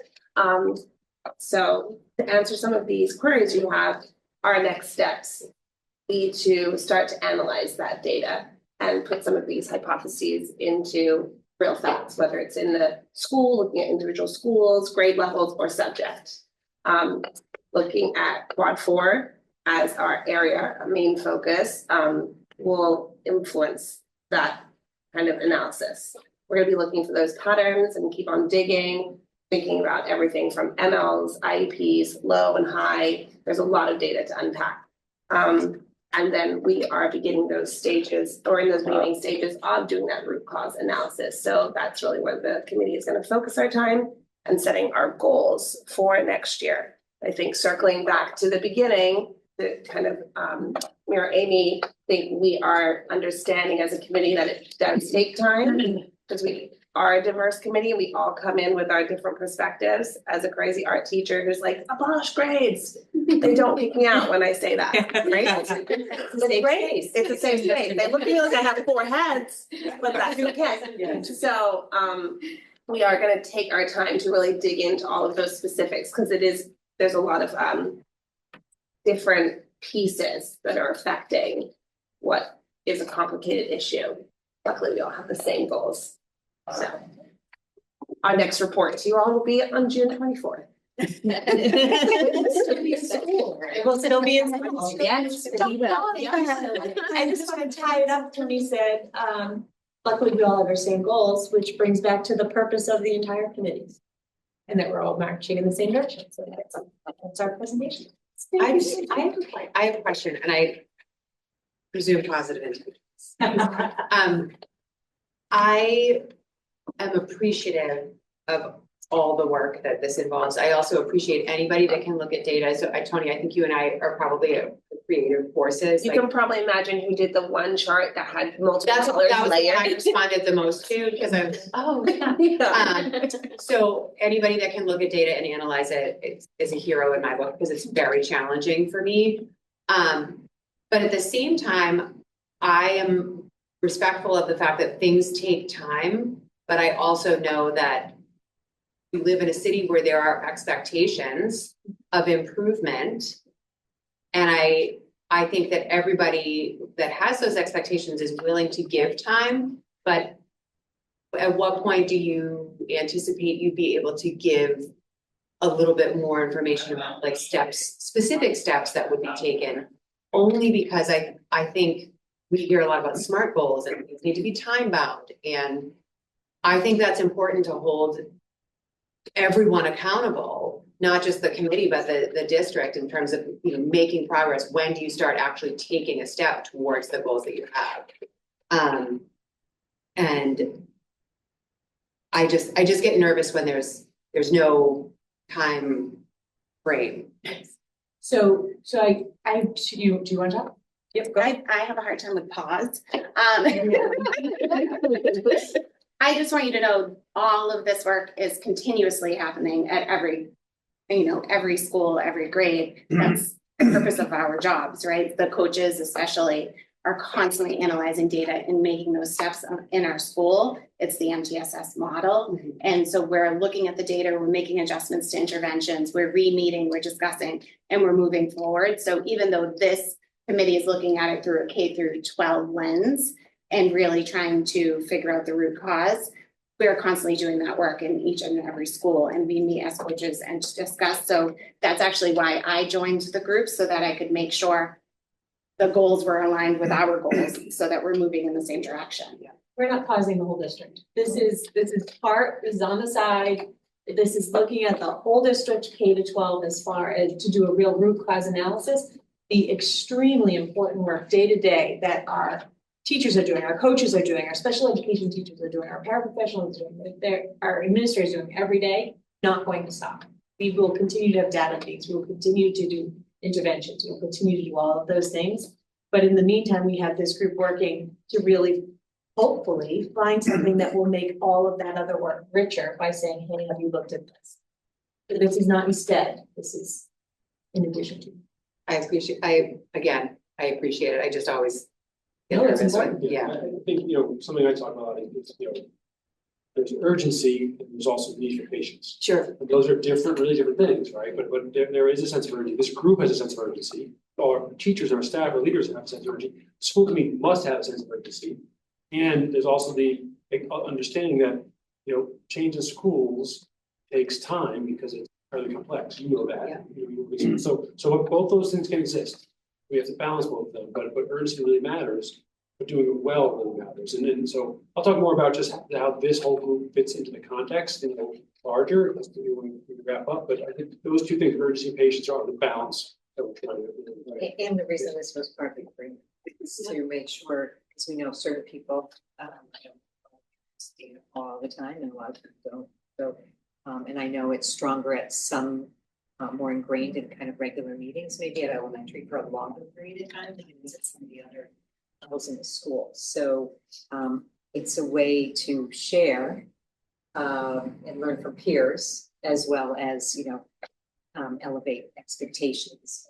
So this was one of those layering steps that, to make it a little more cohesive and more impactful, because there was a sense of urgency, and this was the first step, that sense of urgency. So I just have one question. So I'm noticing the makeup of the group, which is fabulous. I know so many of you have lighted. It seems there's not as many middle school and or math. We have not turned anybody away. No, I know. So Well, I'm just join us. kind of, I'm noticing that, and I'm just thinking as we move forward, is that going to be, I understand you're looking at it in broad strokes, in broad strokes, but also it will have applications across everything. And I just wonder at some point if that's going to be something you feel you need to make progress in certain areas, that you need more of that. So this will be a committee we'll post again for next year. I very strongly encourage everybody in here to come again, please, please, please, please, and bring a friend. But I think once we set a goal, which we'll hopefully do either, relatively soon, as what we're gonna do, and that gets out to people and they realize it's going to maybe affect what they're doing, there might be more of an interest. So, we're kind of a grassroots kind of group, and we are looking to grow. So I do have a comment, because I would like to follow up with what Andrea said. There is a sense of urgency. Yes, urgency and patience balanced together. There's a sense of urgency that we are on a path to accomplish excellence. And this is a fantastic foundation for that, because this gets us to the goals that will get us to that excellence. The second part of goals, though, is accountability. And how do we tell our constituents, people who are paying the bills here for our schools, that we've come up with some ideas and we're implementing them and they are actually working? That's really the kind of the key here. And like I say, I applaud what you've done, because this is a foundation for doing that. But that has to be one of the end results of this, that we can show, yes, we have identified the way to improve. We've implemented ways to cause improvements, and here's how we know that it's working. Here are the measures that we're looking at, and here is the accountability. We're all responsible, and you've heard me talk about goals before. I think we all ought to have them, including members of the school committee and the mayor. That I should have a goal for excellent education with excellence in the schools that's directly at me, and there should be some measures for me, and everyone else of us should have goals. So if you can think about that too, how do we identify goals for each of us to embrace and say, when we come to sit at this table, this is what we're looking for, and here's the results we're hoping for. So I'd just like to echo that, and thank you so much for doing this. Fantastic. And Mayor, if I may, part of the building of this committee, yes, including share outs to school committee at multiple times during the year, is the way that we had intended to share our achievements, the goals, and what we've done. These meetings are for the public is more than welcome, and so we tried to build that in the committee together. So us attending this committee tonight is no mistake, and it's no coincidence, and we are committed to returning in June and reporting out as to what we have accomplished thus far. We're really following the data to see where it leads us. We've really honed down, and now it's really time to roll up our sleeves and do that difficult work, but we'll be back again in June to report out. And then in the next school year, there'll be dates that we'll commit to again to report out, and so that our progress, the goals that we've achieved, the new goals that we need to set will be very public for everyone to see and to hear about. Also encouraging the constituents themselves to Zoom in if they're able, or to attend in person. I'll reiterate, they're looking for community members, so if there are, people in the public who want to participate in kind of these conversations, they're still looking for community members. And we would welcome them. Thank you, Karen.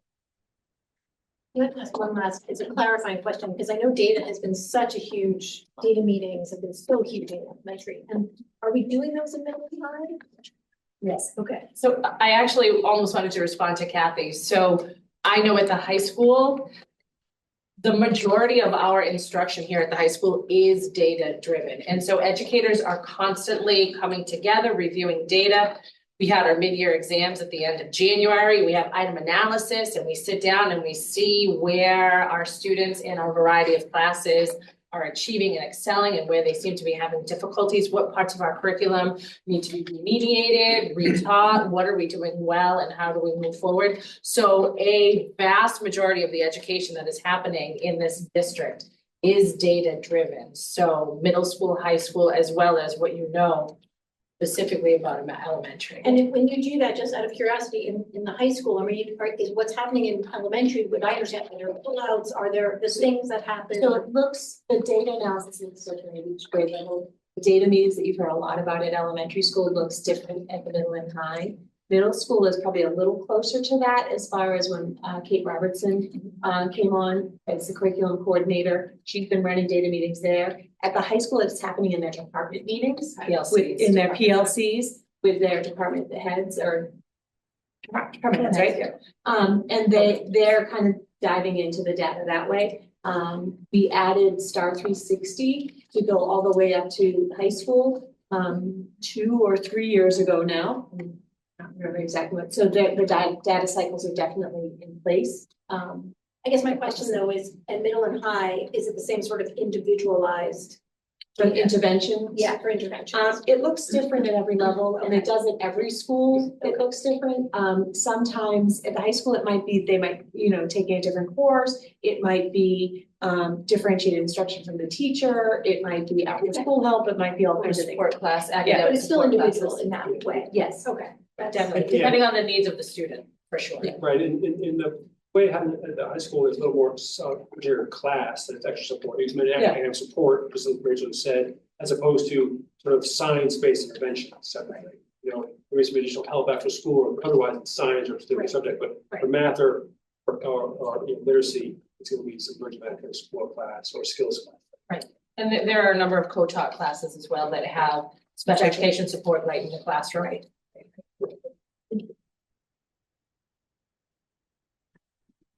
To wrap up, if that's okay. Anyone else, and before I just have a couple closing comments, anyone else, you want to say anything? I'd say that when we came up with this idea, like, I don't know, probably 2 a.m, at some weird night in November or whatever, I thought this is gonna be a hard committee to run and manage and whatever, and I am over the moon proud of what we presented tonight. And I'm proud to work with all of you. And it's one of the most fun meetings that we run. So I just want to thank everybody personally. Because I thought I didn't know how I was going to handle this one, but we're doing a good job. I definitely thank you all for stepping up. I mean, I know you're passionate about it, which is so really strong.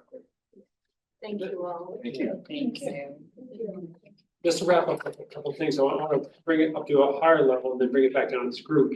Is how we continue to deepen learning and improve academic is potential work now and going forward. For us, really is. And so many. Everything we're doing in our schools, not just this group, obviously, everyone knows that. Really focused on that. And this group is doing it in a few very really important ways. One, the makeup that we talked about is essential. Okay, the public reporting is essential. That's all by design, the collaboration here. The focus on low achievement and high growth is really important as well. Because it's an area where we're not looking at much.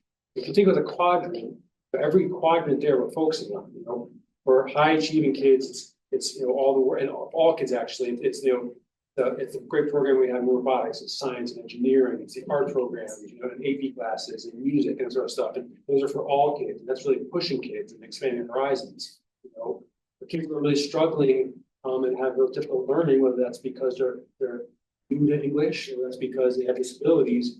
Obviously, you've heard so many ways of working on that as well.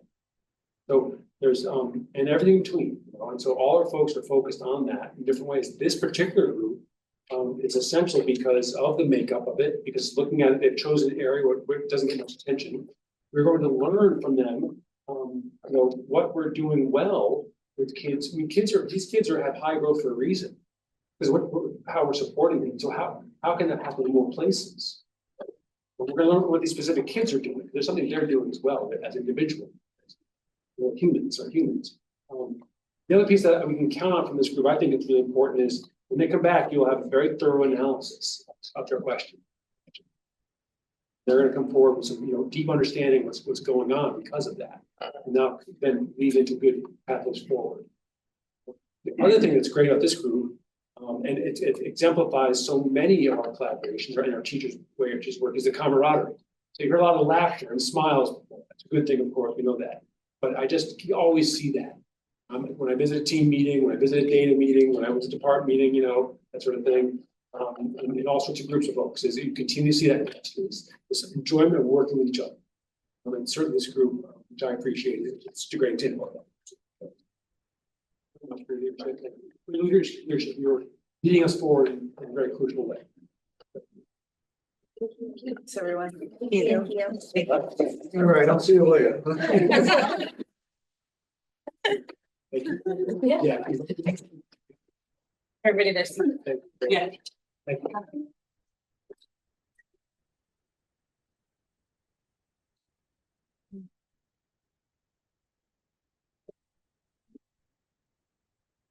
Folks are excellent. Next.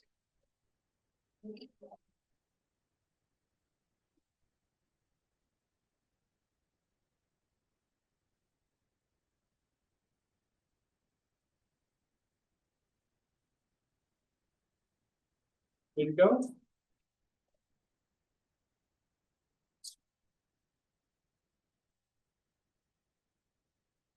Okay, so I'm going to jump in. Ready to jump in? Here we go. So, great about showing the budget first, budget presentation, full budget presentation. It actually is a great, great segment that is a great lead in budget. Everything you're talking about is something I just got to reflect that great work. And so that's what I'm trying to do tonight, to make sure that folks understand how the great work we're doing, how the budget can allow us to grow that, build that, and continue. So, as we always say, every aid matters, everybody belongs, every student learns here in the Gloucester Public Schools, and that's really always the mantra here in terms of even building the budget. Okay? In terms of tonight's agenda on the budget, we'll have pluses, progress, and positive momentum. We're building at FY20 budget, and that piece and parts go into that. Talk about budget background and some context, both locally and across the state. We'll dig pretty deeply into cost and expenditures, and then get to the actual budget themselves and the numbers. Here we go. Budget calendar. As you can see, we've been at this for a few months as we do internally, building a budget. That includes identifying priorities, working with our school leaders and our department heads, committee and BNF subcommittee, and now tonight we're really on step 4, so to speak. So month 4, step 4, process that'll continue into June. We're in that first white box here, March 11th. So what we're trying to build here in the Gloucester Schools, and we are building, is high quality. You're going to say it's a lot. High quality, engaging instruction and support. All those things have to combine to lead to deep learning and high academic achievement. As we heard tonight, and we heard a lot, our district-wide goals are 80% of our students meet and exceed expectations. We're at the 60th percentile student growth. What's really necessary for that, folks have clear expectations for what high quality work is. Okay, there's support for staff on how to do that. So that's professional development and training and skill development we talk about among our staff. That's the collegiality and collaboration which builds that. There's accountability for effective practice. So people know what is expected of them, they know how to do it. Then they also know how that they're going to be supported in doing it well and doing it effectively. And the last piece is this clear and helpful systems, procedures, resources to help our school-based staff reach our goals. So how do I do what I need to do? I have to do an IEP meeting. How do I do that? If we're building, responding to bullying, how we do that. If we have clear protocols on behavior, if we have clear protocols, like the norms of collaboration is example of a system or an approach that we do across the district that's clear to people about how to work with each other, okay? Those are things we want to have in place and are, continuing to build and move forward. Tonight, we're going to talk about pluses, progress, and positive momentum. So we'll touch on a few pluses. We've been talking about our pluses and the positives in our district all night long, actually. We do that most of the time.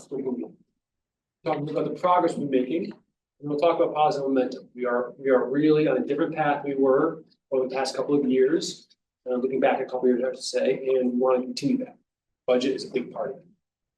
So some of our pluses, and again, it's just some of our pluses, and people could go on all night about those, but we have some work to do. So nurturing community environment. I talked about that just now.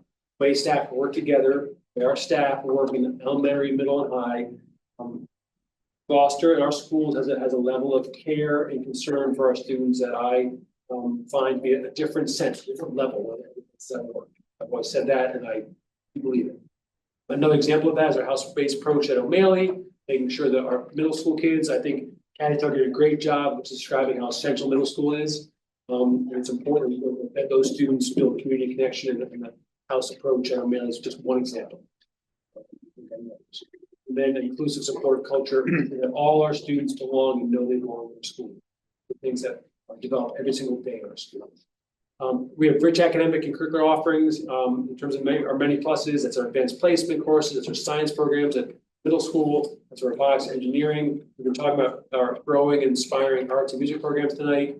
A wide variety of curricular and extracurricular offerings, especially at the high school, and then our tech program. Invested so much, leadership, resources, collaboration, partnership in that. Really taking off and really growing every year. And then real good leadership and continuous growth.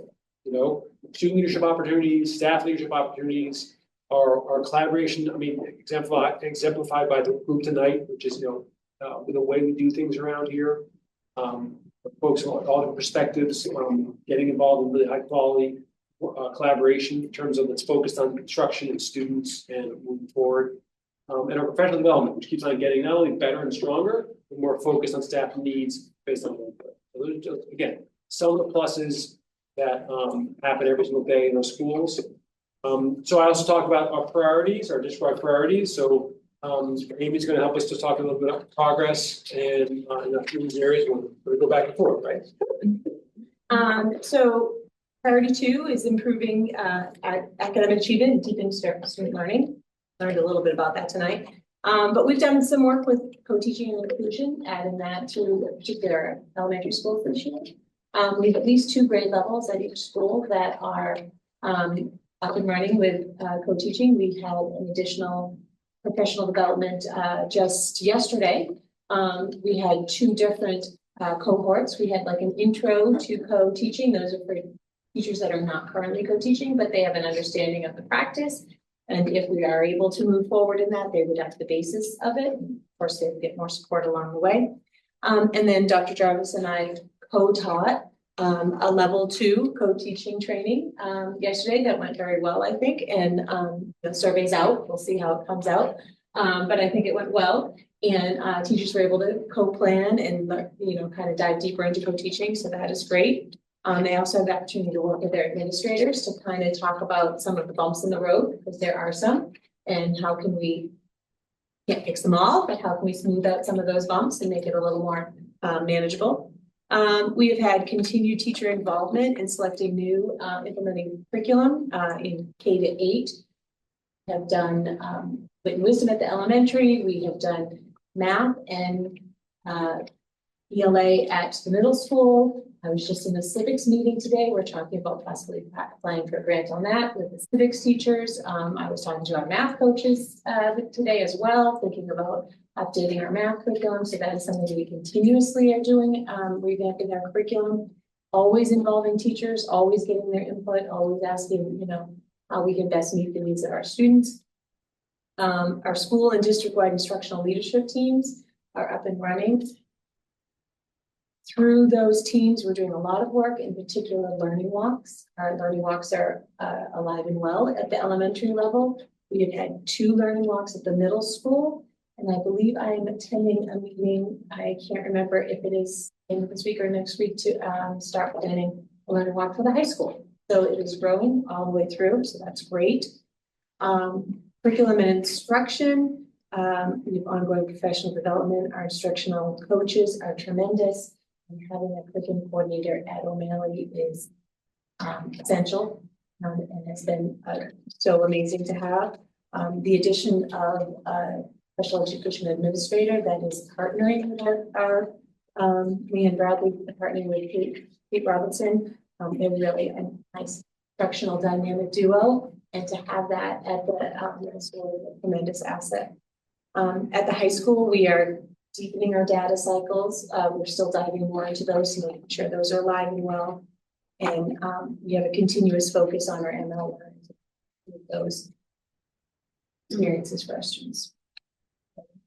In English. Here's priority 3, strengthening social, emotional, learning, and mental health support. So we continue to improve our ability to identify struggling students with our universal screening approaches. I'm moving that a little bit more into elementary school as well now. And that means universal screening for support around mental health needs or social emotional learning needs. We implemented tier 2 sort of social emotional learning group interventions for students in needs of support. So a group approach to kids are identified through the universal screening. We continue to, for many years now, transform the therapeutic support approach. Our adjustment counselors, guidance counselors, some psychologists, that sort of thing, towards more skill building. So for many years, not only in our schools, but in sort of the approach was about avoidance. So kids are having trouble with a class, or trouble because they're worried about school, or trouble with take that stressor away from them. And we've shared with you, really moved away from that. And the examples of the work we've been doing in terms of skill building for our staff, in terms of approaches they can use with students, or collaborative problem solving, skill building, specific skills, and also behavior therapy as well. So that's really changed over the last 4 years. The type of practice that our therapeutic staff is using with our students. That's particularly important in some of our significant needs special education programs as well. A lot of partnerships and programming to get additional support for our students who are in the highest need, and that's through a combination of partners, Raise, Wellspring, and then Leahy, Elliott, numerous different partners in the area. We have good relationships with it. And then something we talked quite a bit about tonight, and I'm really glad Dr. Tucker had a chance to answer Bill's great question about restorative practices. That's training we are ongoing and doing every year. Last week, I think at our 3rd round of training about 20 staff members on restorative practices, and that is as she mentioned, tier 1 community building. That's what that training has been on for 3 cohorts we've done so far. We're building part of restorative practices, and then a smaller group of folks are doing the tier 2, level 2 of it. God, thank you. And then also cloud problem solving as well. That's just some areas there. We'll talk about later at some point just the much more in-depth training we're going to do with many more staff around cloud problem solving, general education staff, also schools too.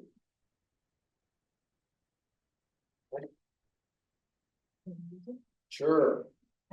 I know, I got that now. I now understand what you're saying. Sorry. That's all right. I can still do this slide. I would be blowing it. Strengthening special education processes, instruction, and services programs. So we've been working on that as well. We are growing connections between special education teachers and general educations, particularly our co-teaching, and having more push-in model and having the services go into the classrooms. We are adding therapeutic programs for students with emotional behavioral, both at the elementary and middle school, which has made a tremendous difference on being able to support students with those challenges. We've added inclusion-based and substantially separate classrooms for autism profile at the elementary classrooms. and have had to expand some of those classrooms because they were so full. We've increased support for our special education teachers, families, and programs, and our special education leaders, our program leaders.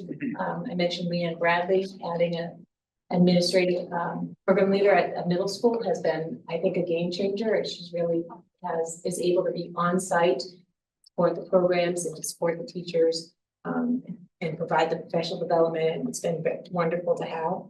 Our district-wide programs are adjusting based on student needs. So Dr. Dragas and his team are continuously looking at the needs of the students, talking about students that are additional services or maybe a different program, and they're working out how we best meet those needs. So that's an ongoing thing that he does year to year. I believe called the district renewal process.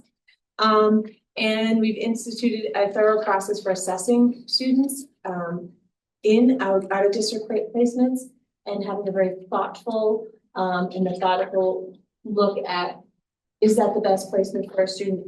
Do we have a program here where we could support that student in their home school, which is always best to serve them in their home school. Rachel Clementi does an outstanding job working with Dr. Jarvis on that, as far as looking at each student and working with families and making sure that they're being educated in the least restrictive environment, which is the best place for them. I think I did it. You did a great job. The next few slides, which is about positive momentum, I'm not going to go through all these in detail because it's a repetition. There's a reason for that. I'll explain in a moment. What I will say is we're each going to do one, Mike, Amy, and I, and you can pick one thing on the next three slides. Meaning Amy will do strength and instruction, social work learning support, and Mike, of course, will do special education. Okay.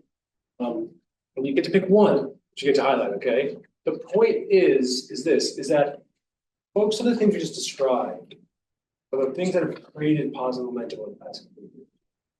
And it's crucial at this point that we keep going with these things. Okay. Each of us are going to highlight one, but it really fits across many things we just talked about. Okay. I firmly believe, pull away from the areas we're working on investing in, we're going to retreat pretty quickly. Places that are much more difficult, much more challenging, and much less effective for our students. You pick your one on that slide. You pick one. So we've already talked about some of the data and deepening. So I'm going to focus on engagement and active learning, where students are doing more work and thinking work.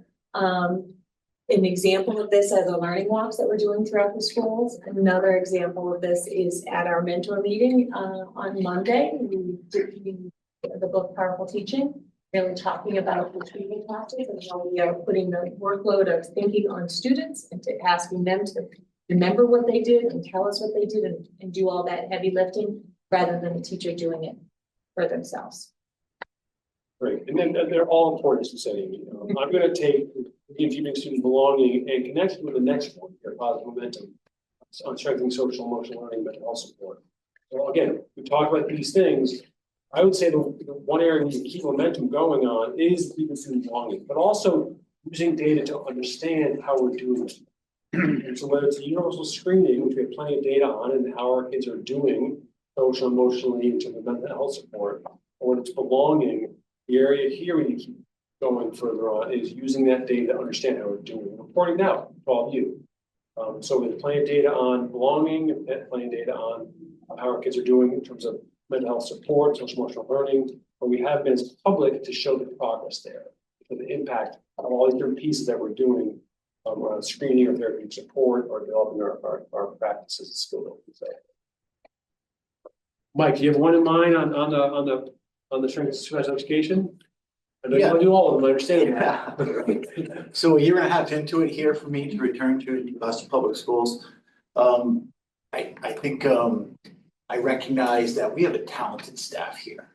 We have a talented staff, and after my initial assessment, or our initial assessment of what we do well, what we don't do well, what we need to work on, where are the gaps, and now creating a systems approach to supporting the range of our population and using the data points that our student population are telling us and using a systems approach to address that. And is so using our talented staff and leveraging them in a way yield improve student outcomes is really gonna be evident with time. So we're at the beginning stages of that, so it's really exciting for me to see that and be part of that. And really, the focus of that is how when we say team approach, that's, related service providers, so it's that maybe could be adjustment counselor or speech and language pathologist or behavior support para, also a special education teacher or general education teacher. But some version of those folks are now moving into the classroom and working together around that classroom, specific students in that classroom, to have a team approach rather than one teacher doing it. Okay. We have, the needs of our student, any given student, any human are complex enough that one person can't be the go-to person. Okay. But that team approach is what Mike's talking about. And then it's difficult to build that coordination collaboration, but it's something that our folks can do, and they're really, especially with some good support and guidance, taking on bit by bit. So that's a sort of the lead in to now we get more to the budget part of it and the numbers part, okay? Because all those things that we're doing, the budget has to allow us to continue to do. If we're stepping away from it, we're going to have some really negative results. We don't want that at all, because we have to go budget going. So the budget is built. I want to talk about just how we build the budget. Okay, it's built on our 4 priorities, which we just went through. It's also built to meet our district academic achievement goals, which we said 80% meets and exceeds expectations and 60% on student growth. Okay. It's built on the budget priorities. All of you know as well, people listening their first time. But first and foremost, we need to invest in strengthening our highest priority. So number 1 being high quality, engaging instruction for every learner every day. And that is the curriculum and instruction that every child gets, no matter what their needs are or profile is. Okay, how do we make that stronger and stronger?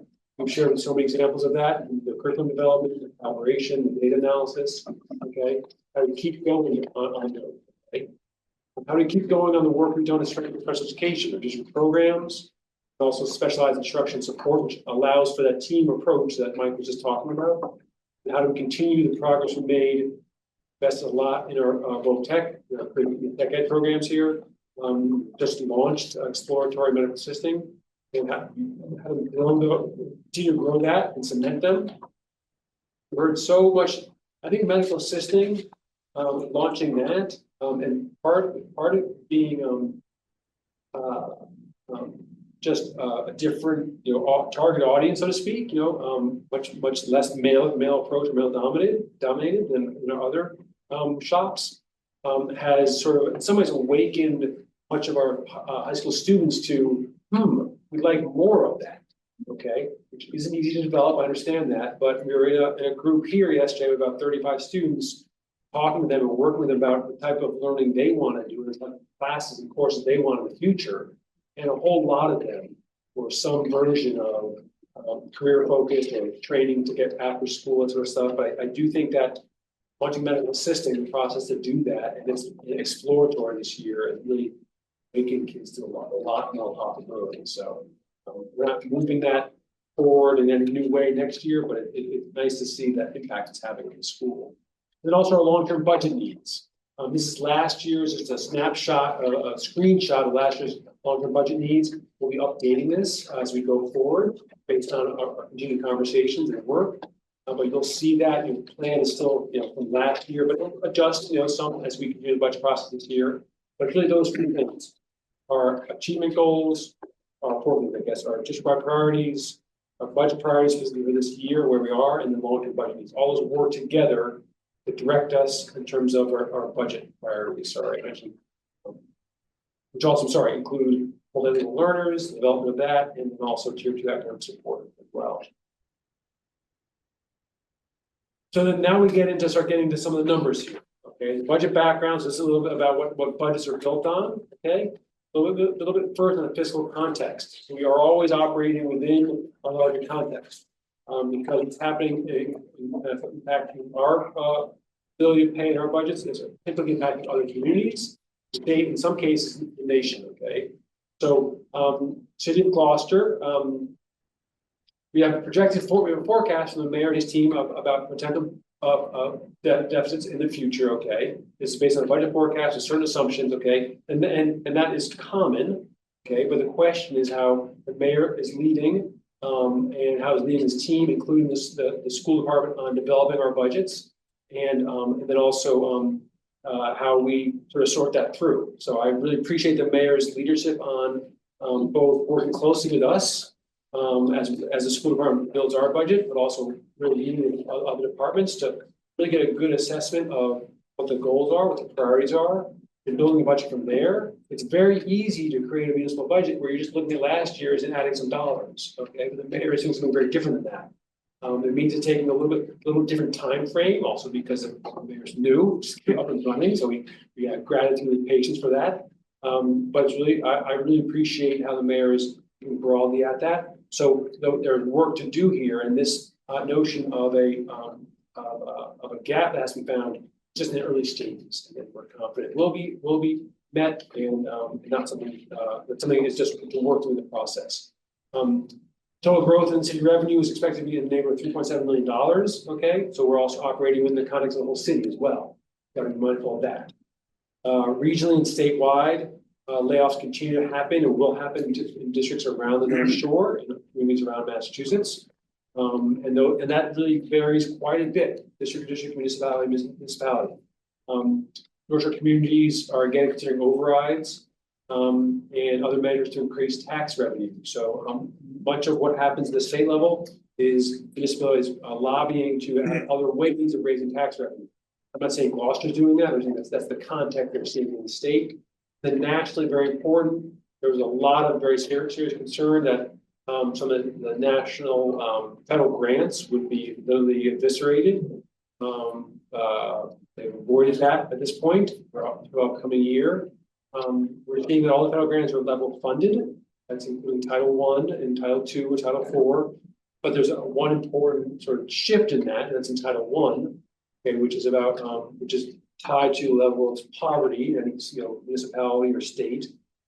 Because Massachusetts has a lower level of poverty in the most recent census update, while federally or nationally the Title I grant is not being reduced, it will be reduced for Massachusetts.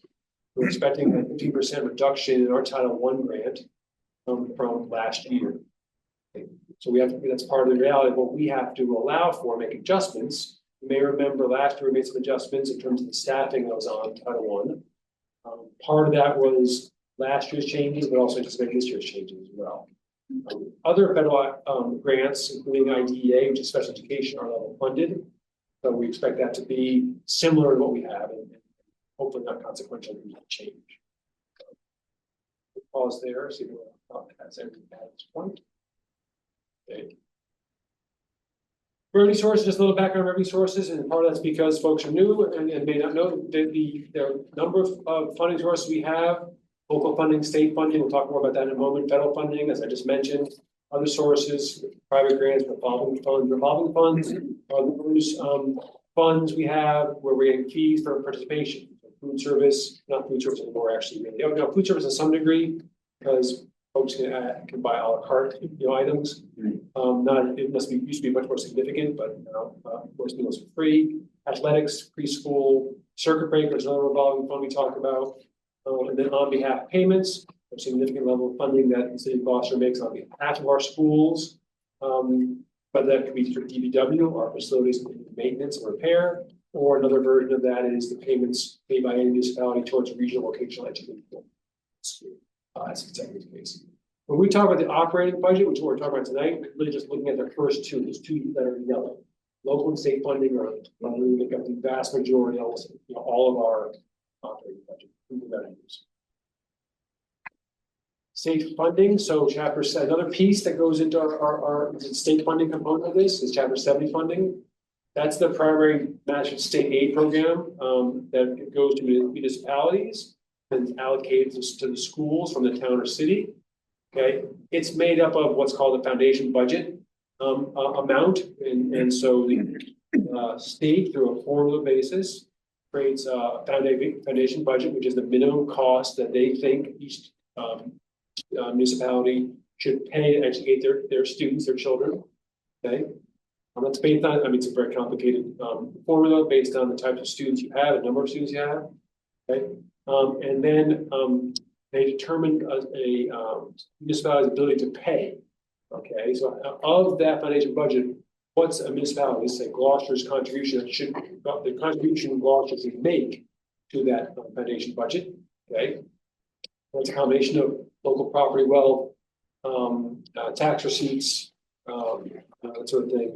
And so chapter 70 aid, typically the difference between the foundation budget, or the amount of cost that the state says it should cost us to educate our students at a minimum level, and our local required contribution. Okay.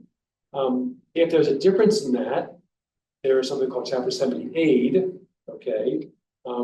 We get chapter 70 aid, but at this point, in terms of increases, you're only subject to getting the minimum aid increase. Okay? We're a minimum aid district at this point. We haven't been until recently, and that's why we're getting some significant improvements, or increases, I should say, from the Student Opportunity Act. But now at this point, and that means we get the vast majority of communities in Massachusetts are minimum aid districts at this point. And you're getting, it's a simple calculation. The governor proposed, I think, $75 per student, right, times how many students you have. And that's the increase you see here in the lower right, $221,000. Okay, that's how that's calculated. There are a few different other pieces of that calculation. That's the majority of it. You can see it's very different than prior years. It's much more similar to the years before FY23, before the Student Opportunity Act. By 23 and 24, very significant increases in Chapter 8, Chapter 70 funding, because of the Student Opportunity Act, but those have sort of tailed essentially. Now, just to say that this is a number, 221,000, that may go up as the state budget is developed through the House and then the Senate and the Conference Committee. Lobbying hard to get state aid to increase above that, but we don't count on that until we actually replace it. And we see that we're back to sort of a much lower amount of increase from the state. But I mean, it has to be said that, you know, over the last 6 or 7 years, we've gone from the neighborhood of $6.8, $6.7 million up to 12.3 every single year. So that's not quite double, but it's, at least I think 8 increase, which is very, very significant. Now we get to our costs, so now we're looking now more at our costs, specifically here in Gloucester. Okay, we're going to talk about the primary drivers of annual budget increases, and for schools, it's salaries, special education, health insurance. So we're going to go talk about some numbers about these 3 areas. What I'm starting with here is just FY 2026, our operating budget. Okay, and you can see for a reason, because that's where we start. We start with our budget. Okay, and you can see every year our budget is similar to this in terms of how it's organized, or how it's allocated, I should say. Salaries and benefits are always the vast majority of our budget, 85%. That doesn't change very much. Okay, but 85% of our budget is going for people. Our people are our most important thing that's happening in the district. They make all the hard work happen. Okay, and ordinary expenses, so special education, transportation services, are a lower amount. So those costs last year on our operating budget were 10%. Okay. And then you see repair, maintenance, applied materials, much smaller, about 5%. Okay. So we start there essentially, and then we have to look at our mandatory and contractually obligated costs. We have to; those are legal, essentially legal agreements that we have to fund. Okay, and they're usually contractually based because of our collective bargaining agreements. They're mandated typically by the law, and that being most of special education. So we're going to go through those. These 3, I just mentioned them: health insurance, special education costs, and contractually obligated wages. Okay, these are three things that make up the vast majority of any increases year to year. So here we have sort of the contractually obligated salary increases for the last few years. Total salaries are different negotiating units. But these are the 3 largest: GTA and GATE. Then combined, which combines a few of them, nurses, apps, media bus drivers, small units. Okay, but you should see the dollar amounts of those increases every year. And you see that obviously the difference in each bar is the increase from year to year. Okay. And then you see the percentage increases year to year across these different groups as well. That's all. That's the percentage. That's not for each individual because it varies for a number of different reasons. That's the total unit. If you take all the GTA members. Let's see, that's in light blue, and their combined salaries from one year to the next. that's how we compare those to get that percentage, okay? So we're not looking at individuals here. We're not saying every single PTA member earns 4.28% increase in 2023 or 4.93 projected for 2027. We're looking at all the people who are in, say, GATE or GTA and combine their salaries together and comparing the total from 1 year to total for next year. That makes sense, folks? Good. But as you can see, those are significant increases every year that we're obligated to put forward because we signed contracts. The other area is supporting high needs learning is a key budget challenge. So you see here, just we have high needs, almost 60%. You can see it's not growing. It grew for a number of years and so it has leveled off the last few years in terms of our high needs students. High needs are students who fall in any of these categories. Of course, some students fall into more than one of these categories in terms of low income or economic disadvantage or disabilities. But this is counting each student once, essentially. If I fall into two categories, say students with disabilities and English language learner, I'm not counting twice in this. It's just how many times each individual student, like any one of these, percentage of those students fit into high needs of our district. So you see another looking at in terms of students with high needs of students with disabilities. Okay, so you can see if all this is our local districts, also our DART districts. Our DART districts are those comparison districts that are similar to us in demographics, ability to pay, a number of other in size, that sort of thing as well. You'll see Gloucester is the highest. We have the highest rate of disabilities, of student disabilities of any district. There's districts. Typically, the state formula for foundation budget supports this. So you know that students with disabilities, of course, has a huge range of what that means. Okay, that's a student who's in a substantially separate program here in the district to a student who is in preschool and has a minor speech impediment. All those can be getting services. But total, we've got over 26% of our students are identified with disabilities. Can I just add something also? Sure. Yeah. Historical perspective, and the mayor probably knows this, but we advocate for funding, like the mayor, the governor put forth $75 per student. When we go to advocate, we always try to work with Senator Tar and and the representative for things specifically like circuit breaker, which goes directly to which funds this 26.6% because of our percent of population. It's more advantageous to us instead of a broad number per student get those dollars because they fund the things that we know costly in the budget. So in terms of specific costs, and I'm going to talk about a very specific part of our special education costs here, okay? And I want to be clear on this because it's confusing when we talk out of district, okay? So these are the students who we don't have the programs in-house and not built them yet, or they have a level of need beyond what we're capable of providing. And these students are going out of district placements, typically public, some are private, okay? That all happens through what we call team process, okay, which is a number of our staff, the families to identify the correct placement for a student based on their ability and disability and their level of need. Okay? But these are very significant, they're costly placements, and they take up a significant amount of our budget. And also there's been a lot of growth over the last few years, which I'll talk about and show you in a moment. So in terms of these costs, our expected tuition costs for this for FY27 is $7.08 million. In addition to that, we see expected tuition increases. A large part of this tuition increase is coming from about half of it. It's come from the North Shore Consortium, okay, which is our the public out-of-district school, potential school that we have the highest number of placements in. It's close by. It's they do a wide variety of programs and schools that they run. And so and they do great work, and that combination means it's sort of like in some ways, it's like Essex Tech, the special education version of Essex Tech, meaning it's regional, it's close by, and also it offers a wide variety of provides for a wide variety of needs. They had a significant increase, about almost 10% increase in tuition this year. reason I can talk about more at some point, dig into that. But that's about half that $320,000 increase, okay? That's the growth we see this year in terms of district placements, okay? As folks know, we've seen that be much higher in the past. We're getting a handle on those costs.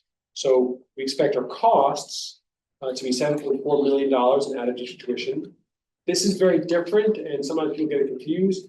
Students who choose to go to school through school choice. Someone chooses to go to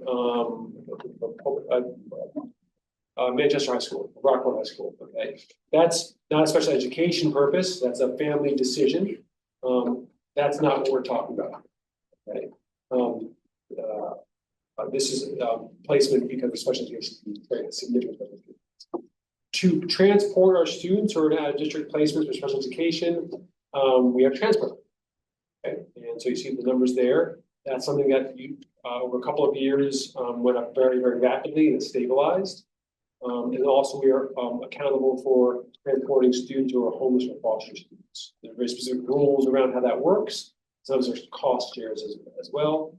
We expect that to be $200,000 next year. So we expect total cost again for district transportation to be $1.5 million, which can stop me any time.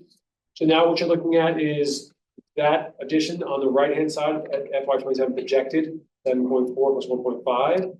That's a $100,000 increase in added district placements, the cost, but you also can see the historical back to FY23, so the last 5 years of budgeted, and what's projected next year. You can see really significant growth in FY, just different, it's probably FY22, 23 here, sorry. Oh, can you just note that so we make sure the accurate years? But you can also see how it's has stabilized recently. Okay, that's by good work that we're doing lots of different ways, building programs. It's a number of different reasons, but one of the building programs, one support here, and one identification or lack thereof. Also, we've had fewer move-ins, but there's lots of reasons for that. Also, until the consortiums increase for the last year or so, the tuition increases have stabilized as well. Which you're seeing, we're not having the very significant growth we've had recently, which helps quite a bit actually. Ben, yes. Do you anticipate, I mean, as we continue to build these programs, Dr. Jarvis continues to build these programs into the school, I mean, that number looks like from 26 to 27 and leveling off, I would anticipate that that's going to continue to do that. Yeah, the difficult things, I mean, we hope so, but difficult things is there are always a lot of ins and outs. What I mean by that is our ups and downs, okay, is, it's quite variable. That's why we've had a special education contingency for a number of years. We'll also talk about later, okay? But we are making good work on a couple of areas. One, being able to have kids educated here because the program we're building. Okay, the mailing program alone for behavior and therapeutic, something we didn't have last year. And some kids who may have gone out last year could have benefited. Okay? An example. Okay? I'm not thinking specific kids, I'm just using it as an example, okay? And we also have a really defined and thorough process that's being led by Rachel Clemenzi, our out-of-district coordinator, and Dr. Jarvis, on assessing whether students who had been placed out a number of years ago or a year ago, this sort of thing, are ready to come back to school. Okay, now and be educated here in our schools or one of our programs. Now I want to be really clear about budgeting on that. Never budget for that. But it's not an economic decision. It's a decision around where to best educate that student, and if we can do that. We only want to, typically families want us to. So that we never budget for that for a student coming back in here. Budget for it, we don't put it in, we don't count on it and that sort of thing. We don't build our budget that way. And that would be a concern if you were, honestly. I mean, there's no financial incentive to do that, but there are financial benefits when it happens. If that makes sense. That's a really important distinction. So we don't plan for it, but we're working on it, working with families on it, working with our schools on it. And if it benefits a student to come back, then it happens to be a financial benefit as well. So all that work is happening will have an impact on budget and costs, but literally because it's so variable, A student might age out, a student might move in, a student might have higher needs, other students will have lower needs during the course of the school year. We are always making those changes over the course of any year. I would never predict. I thought things were going quite well in FY '24, and then they went haywire in FY '25. Okay, so the important piece on this is while we are proposing not to have the special education contingency next year, we do have a special education reserve fund, and that allows us to account for any fluctuation that happen during the year. Because any fluctuation that happen during the year, whether it's presented to our own district or one that's out of district, we have to meet those needs. Even though we hadn't known what they'd be required to meet those needs that year. That's why we do budget this way, and that's why we do have something like education reserve fund. That was a lot. No, that helps. Mike, did you want to add anything to that, or you?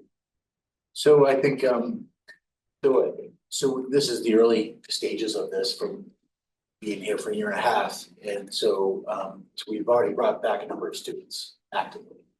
And so there's a process there. It's not done. A budgetary sense has been mentioned. It's done for a readiness, right? We have control over the instructional practices that we have here. We don't have control over what happens at the consortium or any other private school. This is an opportunity for kids to be educated in their home community, and it behooves us to have robust programs and invest in our programs to make that come alive. It yields a return over time. Thank you. And then you see, so again, this is another way of looking at the growth, and you're seeing it, that it's just added tuition that grow rapidly over the years, but the growth is stabilizing. And we're working hard to do that the best we can, but always obligated to provide the support that any student needs. The key budget challenge 3, so the third leg of the mandatory costs, is health insurance. And we have very generous health insurance premium that the city and schools pay. 75% to 85% of the health insurance premium of any of our employees, depending on what they select. You can see that this is always a significant cost district, millions of dollars, but then also the increases are a significant increase, and those increases almost always were beyond the increase of what the city revenues increase. Okay, they also, as you can see, fluctuate quite a bit. We're anticipating quite a large increase this year, over $1 million, which you can see is nearly double the highest increase we've had in the past. Okay, that's a combination of increase to the costs, but also an increase in terms of some of the staff we had to hire this year during the budget. But that adds up to 2% increase over last year. Talk more about this because there's some little changes that the mayor is proposing that'll sort of shift some of these costs away from the schools, but still onto the city. Okay, I mean the city still pays. We all are one unit here, just where the students sort of documenting that site. This is a graphic representation of how this total cost for insurance increase over time. All right, now we're going to get into changes in the proposed budget and what that looks like. And those are components of the proposed budget. Now I'm going to start piecing them all together for you. So this is a summary of the last few slides. So this is just the numbers of the mandatory contractual obligated increases. So the 3 areas we talked about. So special education increase in tuition and contract services. Okay, so this is special education increases not only out of district but also programs. Okay. And contracted services, $700,000. Then we have a salary benefit increases. So there are 2 components here. One for salary increases across all units, $1.8 million. And then the next one is it's a one-time payment. It was agreed to during the strike. The paraprofessional increase of $2,000 per paraprofessional they will get next year. That was an agreement during the health and settlement strike, and that's for any paraprofessional who's employed when the contract was agreed to. And at the end of the strike, and then also it's still working now. It's about 75 paras, who are still with us from then. Which is about 75% of paras that were with us. And those three lines out of $2.7 million, the health insurance increase from the previous slide, 1.042, equals $3.7 million. That's in terms of our cost increases, okay? That's not a budget increase yet, that's just cost increases, okay? I'm gonna show you some other things which take that number down, okay? Any people getting the math equation here, all good? Yeah. Great, trying to build it step by step here. So we also talk about progress, maintaining our progress, maintaining our momentum, our positive momentum, okay? And so by looking closely at our plan for ongoing improvement, how we develop our budget priorities, okay? The steps we are and what we've been able to do on our long-term budget needs, working with our leaders, our school leaders, working with our district leaders, have identified a number of positions that we believe will really help us maintain our progress and build our momentum. Okay, you'll see they're very much aligned with our district-wide budget priorities. So the first is about general education, inclusion, and co-teaching. Okay, so this is the teaching instruction that's happening in all our general ed classrooms every day. Okay, this focus on special education because that's what we're building up. We're building up this practice of a team-wide approach supporting all the learners. Okay, so 2 reading teachers. These are specialized reading teachers, special education reading teachers, but they are you'll remember last year we had 2 reading teachers, one at West Parish and one at Peace Veteran, thank you.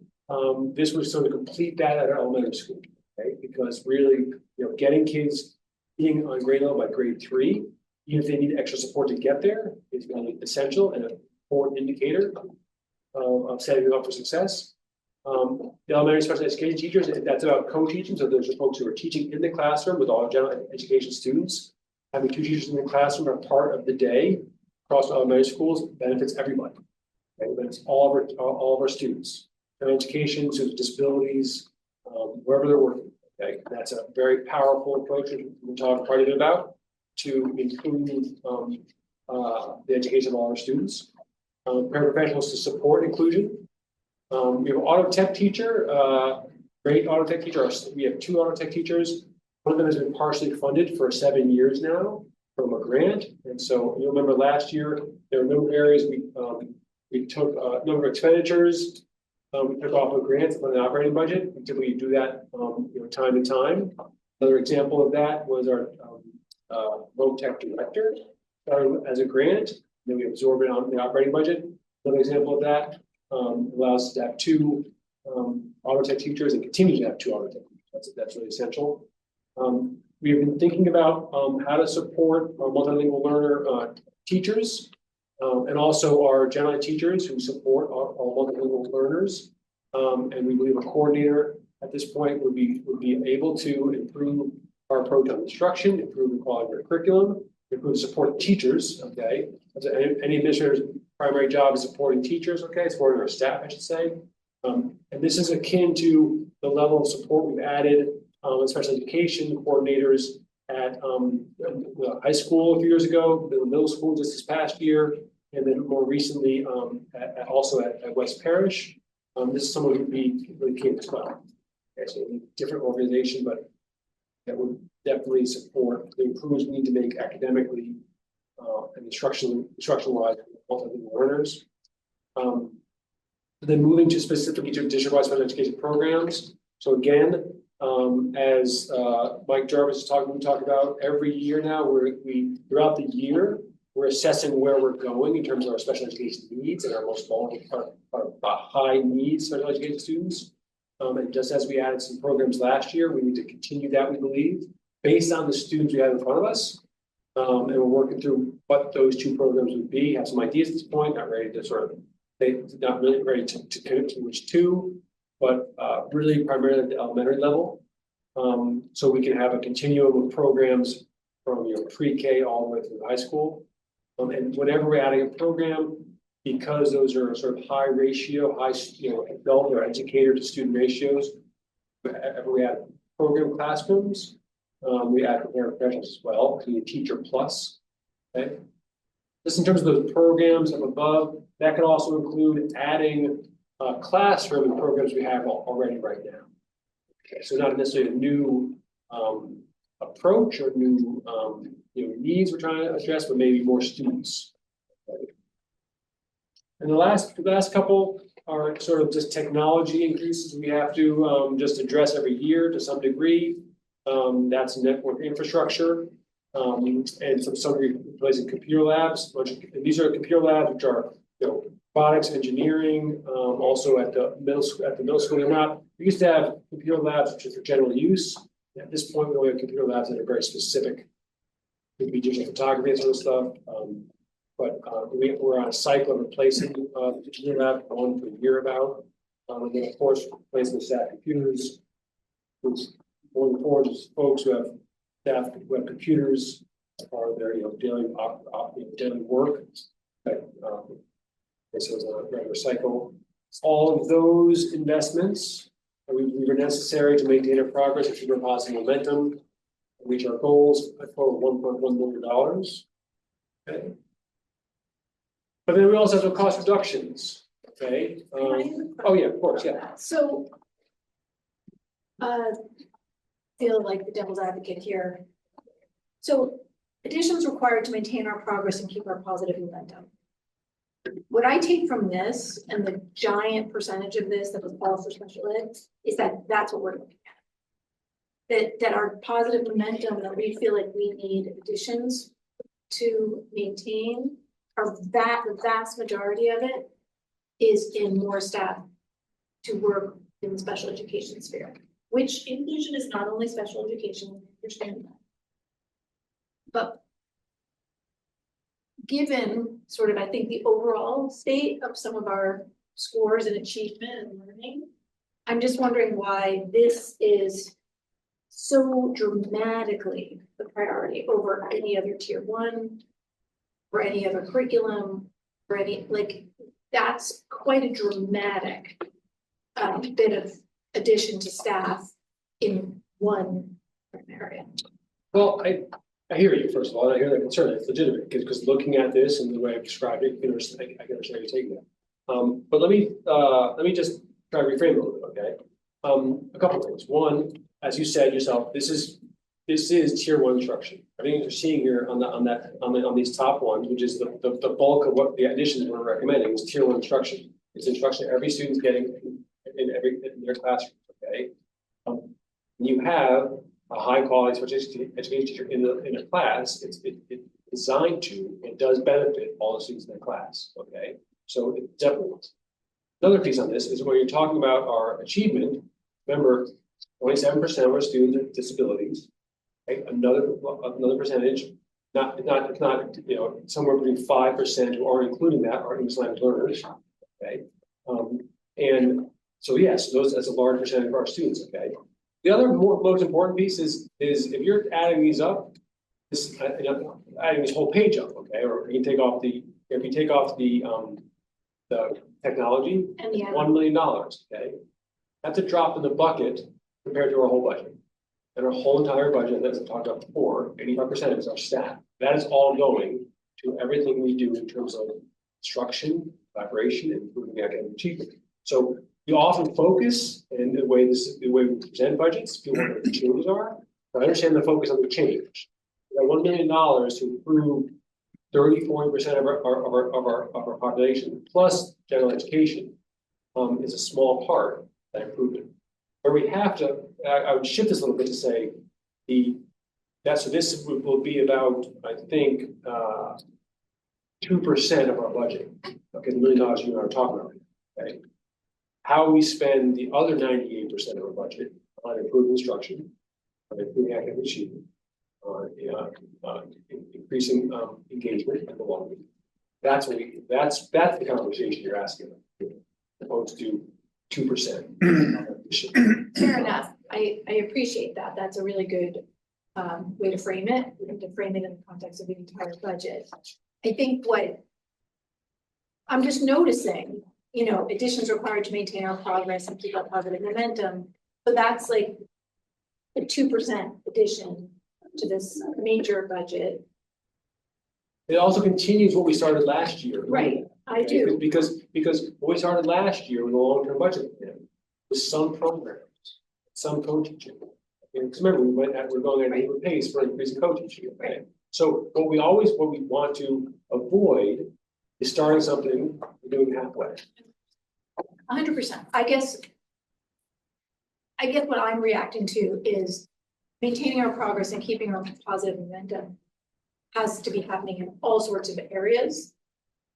And this is not all sorts. I mean, this is a small percentage of the areas that need a lot of work. So that's, I think, what I'm reacting to. The title here makes it appear that this is where we need to keep the momentum. And we have a lot of momentum we need, you know. throughout.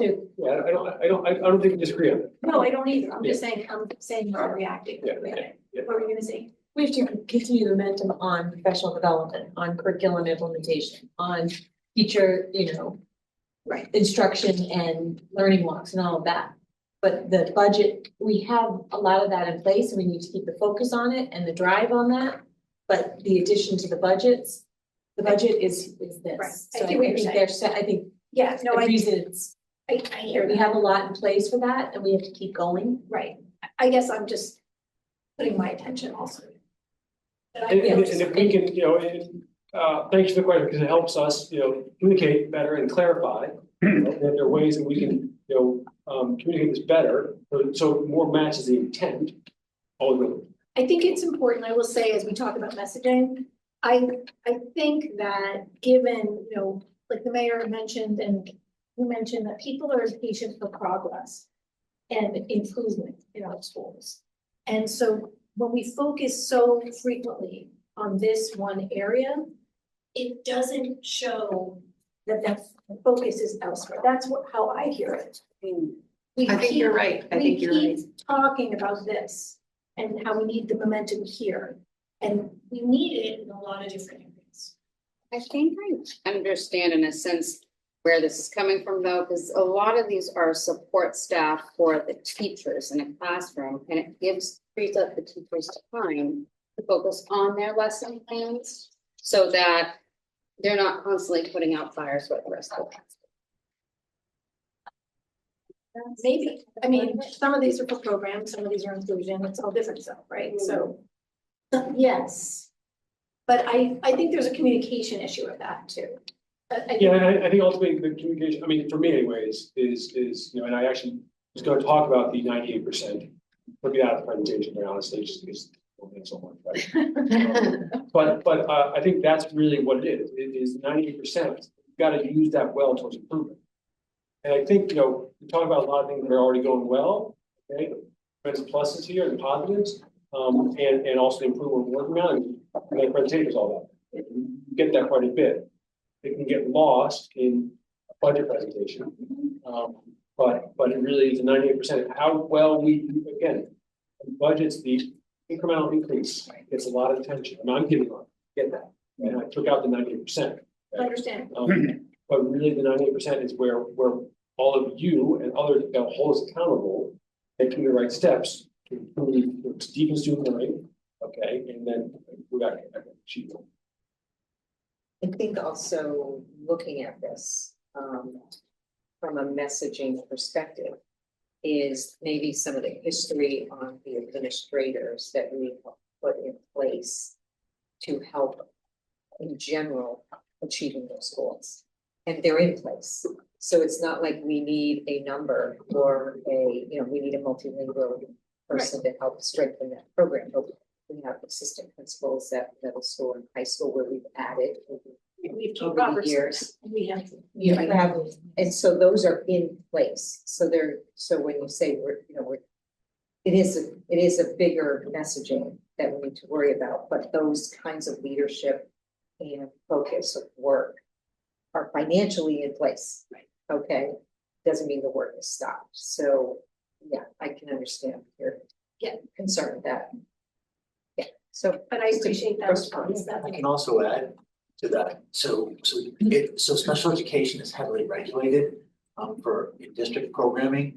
So because of that, it's not like you can have a special education teacher with 20 kids in a classroom. It's heavily regulated, so it requires more staff.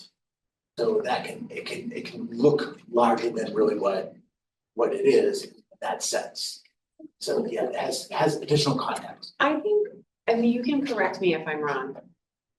But I think when you talk about messaging, when we look at budgets and it's a lot of special education and multilingual support, I think it feels icky to not support those positions. You know what I mean? And or it's there's so much other great stuff happening in other ways, but we're just not seeing the need to add as significantly. So it feels it puts anybody that's in a position that they either have to approve or not approve. How do you wrap around not supporting those who need the most support? Sometimes when it feels like at the expense of everyone else in the classroom that might also need support. So I feel like that's the messaging issue. And I might be wrong. But I think sometimes we only ever hear about special education in costs. We don't hear about and health insurance, I know. Yeah, no, I think as a district, as we look for excellence, you know, as the mayor mentioned, like excellence has to come from a lot of places. And I think just from a, you know, I'm thrilled that we're improving our special education and, you know, we've got however almost 3,000 students. So here's our challenge from my point of view. And all of these discussions are right on point. But then you mentioned, you know, we have to keep the momentum going. So we have to have this budget to do that, and we have to add to the budget. How do we know, how do you measure momentum? How do we tell our constituents that momentum is really important? We all sit here and believe in it and it's wonderful and all that kind of stuff. There are specific goals that define momentum. Are we achieving, you know, educational improvements? Are we doing the gaps that you were speaking of earlier? How do we measure that, and how do we demonstrate that we're making those improvements? I think that's really the key. I think we're all believing that maybe you know, things like standardized test scores are not the way. It's much more nuanced than that, but there still is a way. And I think for us, the school committee, our challenge is to deliver a budget that has some indication as to how we measure momentum and how we measure improvements to momentum. So if we say we need, you know, whatever it turns out to be, if we take out health insurance, we need, you know, $46, $7, $8 million to educate our kids. How do we show that by spending that money, the momentum is delivering some results? And what I'm hopeful that we can do out of this discussion is come up with some things that we can say, here's a measurement, and this is how we all believe in this measurement. Not just us saying momentum is great and we got to keep it going. That's not enough. We have to do some showing. And I think we can do that. You know, Rachel was sitting here saying, oh, we measure everything, and we all, you know, and that's great. If we measure everything, then it ought to be easy to find a couple of indicators that show what we're talking about in terms of funding momentum. And Amy, tell me, I feel like student growth percentage is one of the ways that we essentially measure. In some places, but I feel like that's one of, at least for the school committee, that's what Amy and Ben have shown us as an actual measure. Here's where our student growth percentage was, you know, here's our goal, here's where it's moving to. That's exactly what I'm talking about. Right, that's what I thought, Like that's that. what I thought you were asking earlier as well. And so there's that kind of growth, and then there's anecdotally at O'Malley, we did add a lot of staff for programming, and we added an administrator for special education, right? And feeling this year is the building is more settled. And anecdotally, what you're seeing is we're doing learning walks, and teachers are sitting and talking about instruction. We've done a lot of work on adopting curriculum, standardized curriculum at O'Malley. And instead of having conversations of how do you teach the standards, which book are you using, which article are you using, that's all been decided. And now teachers are sitting and talking about instructional moves and how they can better their practice. That's not a number that I can say that we students grew from X to Y. We want to get that number, but anecdotally, we are seeing teachers work differently because their other stuff is a little bit, not entirely, a little bit out of the way where they can sit and have those professional collaboration conversations on how to improve their practice, which that is really encouraging. We're not there yet. We'll keep going and have more measures.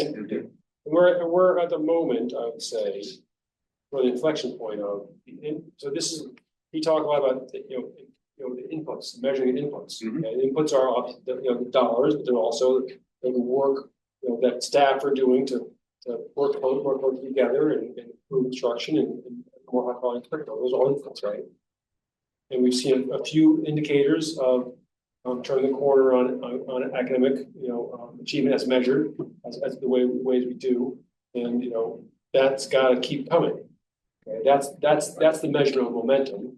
Okay, and we have, we also have measurements in terms of attendance dropouts and also other surveys in terms of belonging, which we haven't done too much of showing to you in terms of belonging. Okay, and those are also measurements that we need to be sharing more of in this area tonight. So I agree with you that folks have been patient, and the urgency is here, and needs to be reflected more in the way we measure, the way we're able to measure academic achievement.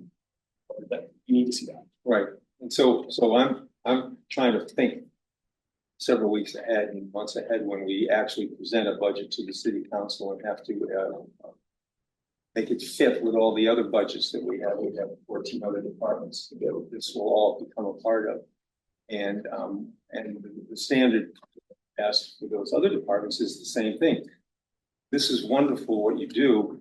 Let's see if we can capture what it is you do in some kind of a goal and a metric that we can say, this is how we become better, or this is how we are doing a really good job, whatever that looks like in at least 100 different ways. But when we get down, and as Connor said to us today, he's projecting based on estimates a gap.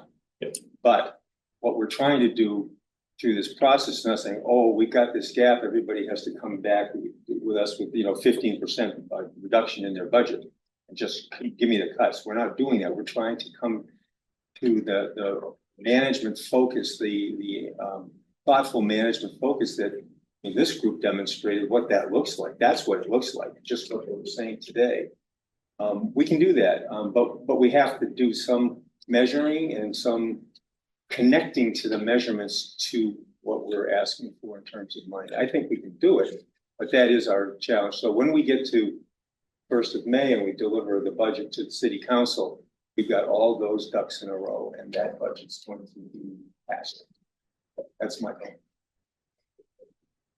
I guess I just want to also talk about things that are quantified, things like professional development, which is kind of a refocus every year. So there's a lot of money, so there's no increment, but it's still evaluating it, what's working, what's next. And then also there's a bigger number for curriculum implementation in the budget. And maybe that's not this year's need in terms of, right? Because we've done a lot of those. With ESSER funding, we did a lot of curriculum adoption, and then last year we put a significant chunk of the recurring curriculum into the budget, so it's already in there. So those consumables that we have to buy year to year, we got into the budget last year, and they're still in there. They're part of that 98% that we're not even highlight right now. That's still there, and that's for the all students. A few more steps to go here to complete the picture. So then we have, so those are cost increases we talked about, which most of them are mandatory and contractually obligated. Then we have some reductions, or offset and reductions. Offsets are areas that we have dollars to that we can apply to the operating budget, and then therefore bring down the increases. Okay. The first two circuit breaker, that's the state reimbursement for very high special education costs, and we're expecting it to apply $380,000, what's available to us through circuit breaker reimbursement to the operating budget in FY 2027. That lowers FY 2027 costs by almost $4,000. And then prepaid tuition, we have the ability, there's money that's unspent at the end of the school year to prepay out of district tuition, okay? In FY 26 for FY 27. It's one areas that we're allowed to take 1 year's dollars in the upcoming years, okay? We are also going to adjust a few other things in terms of cost reductions. So the school committee contingency has been at $200,000 every year. We've not spent that in the last couple of years. So we're reducing it by $50,000. That makes that money available in the operating budget for other expenses. Like some of which we're talking about tonight. So for example, a CBT teacher, auto shop teacher. Transportation, you remember that we are moving from a lease to used buses. And that's the savings right there. So that's not district transportation, that's yellow bus transportation savings, over $200,000. And added district tuition contingency, again, something we put aside because we have some variability in out of district costs, how they change within a fiscal year, more unpredictable. We've needed that because we haven't had a special education reserve fund. Okay, now that we have special education, we don't need both of them. Okay, that allows us for this year to apply the dollars which typically held back that contingency and have it positively affect the operating budget. Okay. So then the math equation becomes the district increase in cost, which is above, minus the offsets at the top table we're looking at here just now. This is the upper table. So the costs they're mandated and contractually obligated, 3.7. One's about progress and maintaining our progress and positive momentum. 1.1. Then take off the offsets. That gets to $3.3 million of total of our projected increase in our budget. There's an important change that's happening, thanks to the mayor, trying to do this for a number of years. Our operating budget, the school's operating budget, has always included health insurance, but most importantly, the increase in health insurance every year. I showed the number earlier. Okay, the other 14 departments, as Mary Lundberg said, don't have their health insurance cost on their operating budget. The only one that does.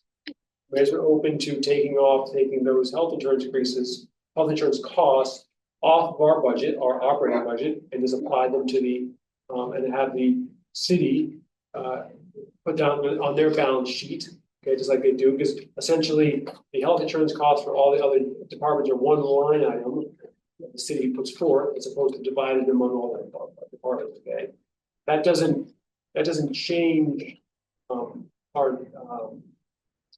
What that does is it lowers what our operating budget increase request. Okay, it's at this point more of just a let's say a step as opposed to those savings. It all comes from one pot, the city, but it lowers our request basically. Okay, And just to a point, it's not because of benevolence that we're doing this. I mean, any time that this group spends talking about health insurance is a waste of time because there's nothing we can do about it. We can bemoan the fact that it's out of beyond our control and there's all these costs. So we take that out of our management realm. I mean, it's still a relevant cost that the city has to pay for it, but we shouldn't spend any time talking about it. We should spend time talking about these educational initiatives and all that stuff. That's the main reason. We don't talk about healthcare costs in any other department. When we're talking about the police or the fire, we're not talking about healthcare costs at all because it's not in their budget. It's not even in the book. Yeah. And we've been hoping for that. Yeah, we've been working on it for years. And Maryland has seen the civil logic of that very quickly. So thank you. It's not a small thing. Okay. And then, so what that means, and this has got to change some because what you have here, you can see our increases over the course of a number of years. Okay, so the operating budget that's millions, 6.54 billion. Okay, is, the annual increases. This year's does not include the healthcare increase. It's a $2.3 million number you just saw on the prior slide. Of course, the other ones did. Okay, that percentage, and then in terms of the top line there, that still has the historic health insurance cost in it, in the 52.5 where it does as well. So as we refine this, I think we are planning on taking the healthcare costs, at least for the last few years, off of our operating budget there to show you fair comparisons year to year. Yes, so we're looking at apples. Yeah, looking at apples to apples, and that'll change the percentages and change the numbers here, but just so you know that the 2.3 is really the request we're making to the city at this point. No, sorry, is what I'm recommending to the committee consider, okay, in the upcoming weeks and months, okay? And if you see the logic behind it, you see the connection to how we planned it, how we're preparing for it, how it ties to our goals, our priorities, and the work we're already doing. And you also see how it ties to your prior budgets as well. I just want to make a note for those kinds of relative information, right? That Chapter 70 also helps fund health insurance. So if you think about how Chapter 70 is calculated, it would include personnel costs, which include health insurance too. So, I just did a quick calculation. What percent is our expected Chapter 70 of our total budget? And it's probably more like 18.5, right? Because that's the maximum we can get from Chapter 70, and our number is 21.9. So just let's remember those kinds of in context of certain information we're talking about, as to just take it all away. As we look at prior years when we got bigger increases because of the increases in Student Opportunity Act, right, all that stuff. So let's be mindful that we're. Yeah, I mean, when you see a 5.8, there's some really specific things we were doing those years. At least one of them very much tied to student opportunity. That was a very large influx. Yeah. Of dollars. That when you look at the amount of dollars that came in on the Chapter 70 increases there, they actually weren't reflected completely in our operating budget. Dispersed, in other parts of the city, that help our schools, so that some of that went there, but yeah, it wasn't a one-to-one. Can I just request from a sort of the way we write our numbers, can we be consistent? Like if we're writing in millions, can we just sort of do it the same way? This is the only one where we don't do that because some of the spacing. Okay. Yeah. It is the only one, but then it's like jarring. Okay. Yeah. Cool, you got that? Yeah. Thank you. Back to millions there for you. So this just this slide shows just what Kathy talked about with the change in Chapter 70 funding over the course of years and the relation of Chapter 70 funding to the total operating budget. Okay. Yes, that change every year. And then this expenditures per department. As we get further along the process, you'll see the expenditures per department how it has changed from year to year. Show a couple of years back. But again, this is a representation, okay? So special education looks like it's the biggest part of our budget. Remember, that's for across the district, whereas you have to add up, it isn't, and you can't divide special education, general education like this, because all the things that are being paid for at the high school are benefiting all the students in the high school. For accounting and purposes as dictated by the state, we are putting special education dollars, whatever touches into one line one object code. Yes, right, it's all there. But someone could look at this and say it's the highest part of our budget. Well, you have to add up all the other components across all the schools because that's pre-K through 12. You have to add up all the different schools and make the action comparison.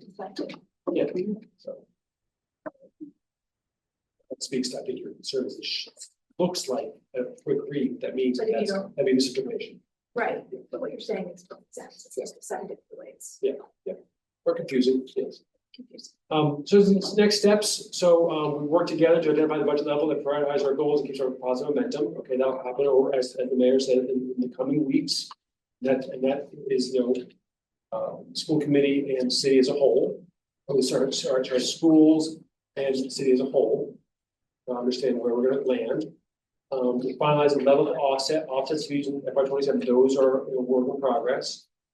We'll identify any positions that need to be reallocated based on student need or service or curriculum. So within our budget also, we may, because of the student need, may say, less in this program, more in this program, less in this subject area, more in that subject area, less in this grade, more in that grade, type of thing, okay? So we'll be looking to see if there are any, remember last year we had a number of reallocations. We don't expect that as much this year, but there may be a few. As you see that in terms of class size sort of thing, and that could be at any level. As I mentioned before, update our long-term budget document. So it reflects our knowledge now, okay? Any adjustments there? And then we'll start showing you what we're hoping to fund this year, and then what's still to come in future years. And then also prepare the budget book. Do we want to have that in place? I think it's a month from now for BNF. I remember the schedule. But at this point, we're making the budget book based on this presentation and any some changes that happen sort of as we continue to sort of chart. The one thing also that we don't have is a list of what kind of capital items generally do during this time, along with this process. Yeah. We've just in terms of our capital planning process, I've sat down with Mike Hale and Joel Cito and gone through those. There's not a lot of big items at this point, but we'll share that with you. Yes, that was on my list. It's on the list. Okay, just want to make sure it's on the list somewhere. It's for a number of years. The list. But also at this point, I think this year also, the city, I think, is doing a little bit different capital planning process as well, in terms of pulling those things in together. So we're going to upgrade the activities of the Capital Improvement Advisory Committee, which is according to our ordinance and charter supposed to be the repository, the manager of all these things, across a period of time. We're going to really do that. All these things need to be accounted for, and they have to be in the plan. And Connor, who's Connor McCorkle, the city CFO, and Cody today, our CFO, which connected just briefly on connecting about capital improvements. So that conversation hasn't always happened in the past, and that's good development. Very much.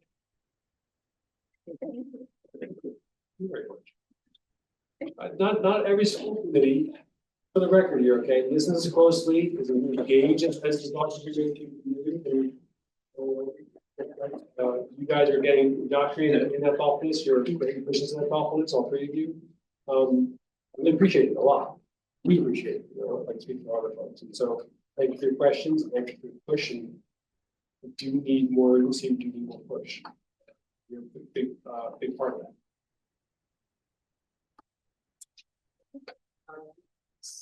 The next item of business is subcommittee reports. Melissa Sarah has sent out her reports. She's not with us tonight, and we're very excited part of our data on February 25th. And that is impacted. Okay, next item is action, and under action we have grants to accept. So the first one, I move that we accept the fiscal year 26 FC 426A round 2 of CTU frameworks and competency-based implementation for SCLP grant in the amount of $3,805.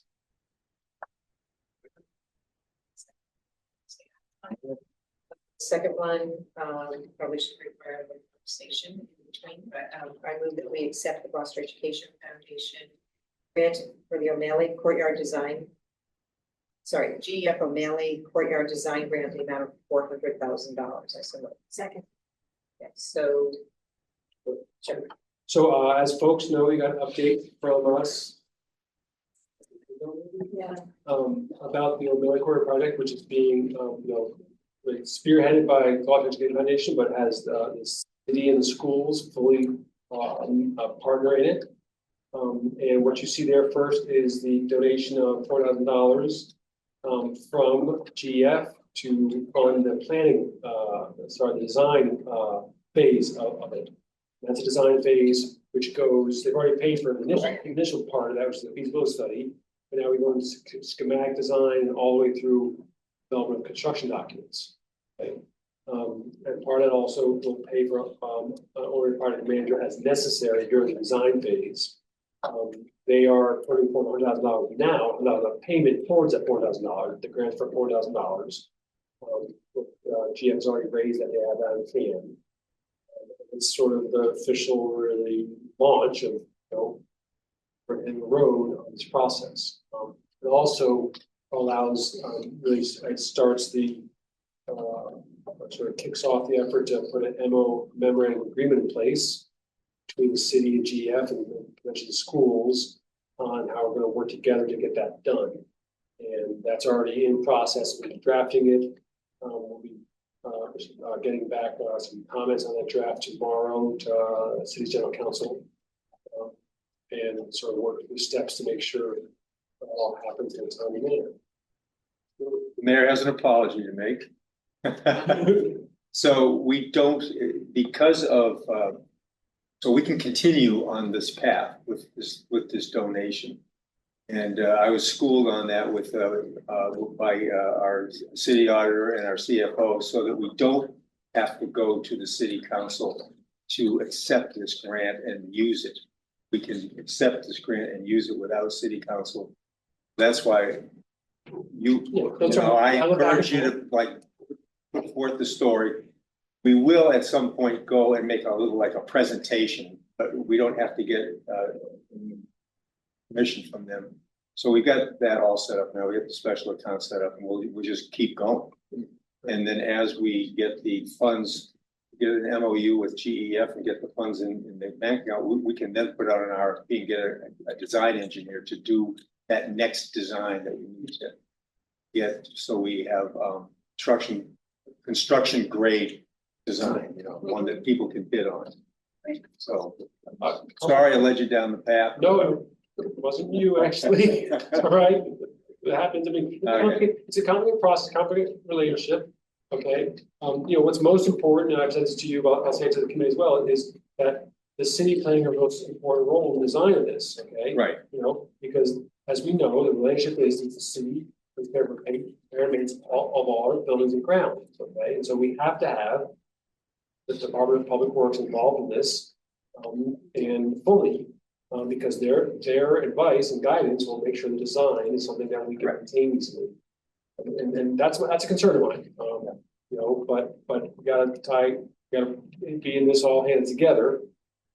And as Mayor, you say we're one city, and so this is an example of that. This can't be just a schools project. We won't do it well. Right. We don't have the expertise. Right. So and another piece of that is likely to use the city's on-call and project manager. We don't have the relationship with them. Right. So that's where we continue to need your help on that. But the school needs to know that that's got to be a three-way partnership. Get this done really well. And I compare this often to the MSBA process, where on the building committee is always someone, a representative from the Department of Public Works, for those very reasons that. Everybody's got to know. Everybody's got to approve, have a say. So we're got a clear path, and we're going forward. Okay. Any other questions? Okay. All in favor, say aye. Aye. Okay. Go through the next three, and we'll do it all as one. I move that we accept the Gloucester Education Foundation O'Malley 8th grade civics pollinator grant, dark grant, in the amount of $8,399.37. The Gloucester Education Foundation O'Malley Life Skills Cooking Program grant, the amount of $2,219. The Gloucester Education Foundation grant for the O'Malley 7th and 8th grade printmaking unit grant, in the amount of $2,683.18. So second. And seconding questions, discussion. All in favor, say aye. Aye. Okay, so that concludes the action on our agenda. Next is any business. I have new business. And I don't know exactly where this is going to be, start with that, Amy. I would like, some information report on the relationship with CADA and transporting our students. I'd like to understand how that works, how they're contracted, what their regulations are, if any. I know there have been some physical altercations on people buses. I know they're very, very crowded, and I'd like to understand sort of what's happening with the buses that are contracted to take our students to school. Yeah, I can answer some of that now. Is that okay? If I answer some of that? Just so they're not contracted. They do as a public service. So, it's their rules. On public buses. That includes who can ride and who can't. So, in terms of, what's misbehavior. And their rules, they set the rules for misbehavior, what that means. So we work with them if we have reports of that. But that's the basics of it. There's no contractual relation in terms of there's no MOA, there's no fee, that sort of thing. It's a public service provider. Can I ask another question related to that?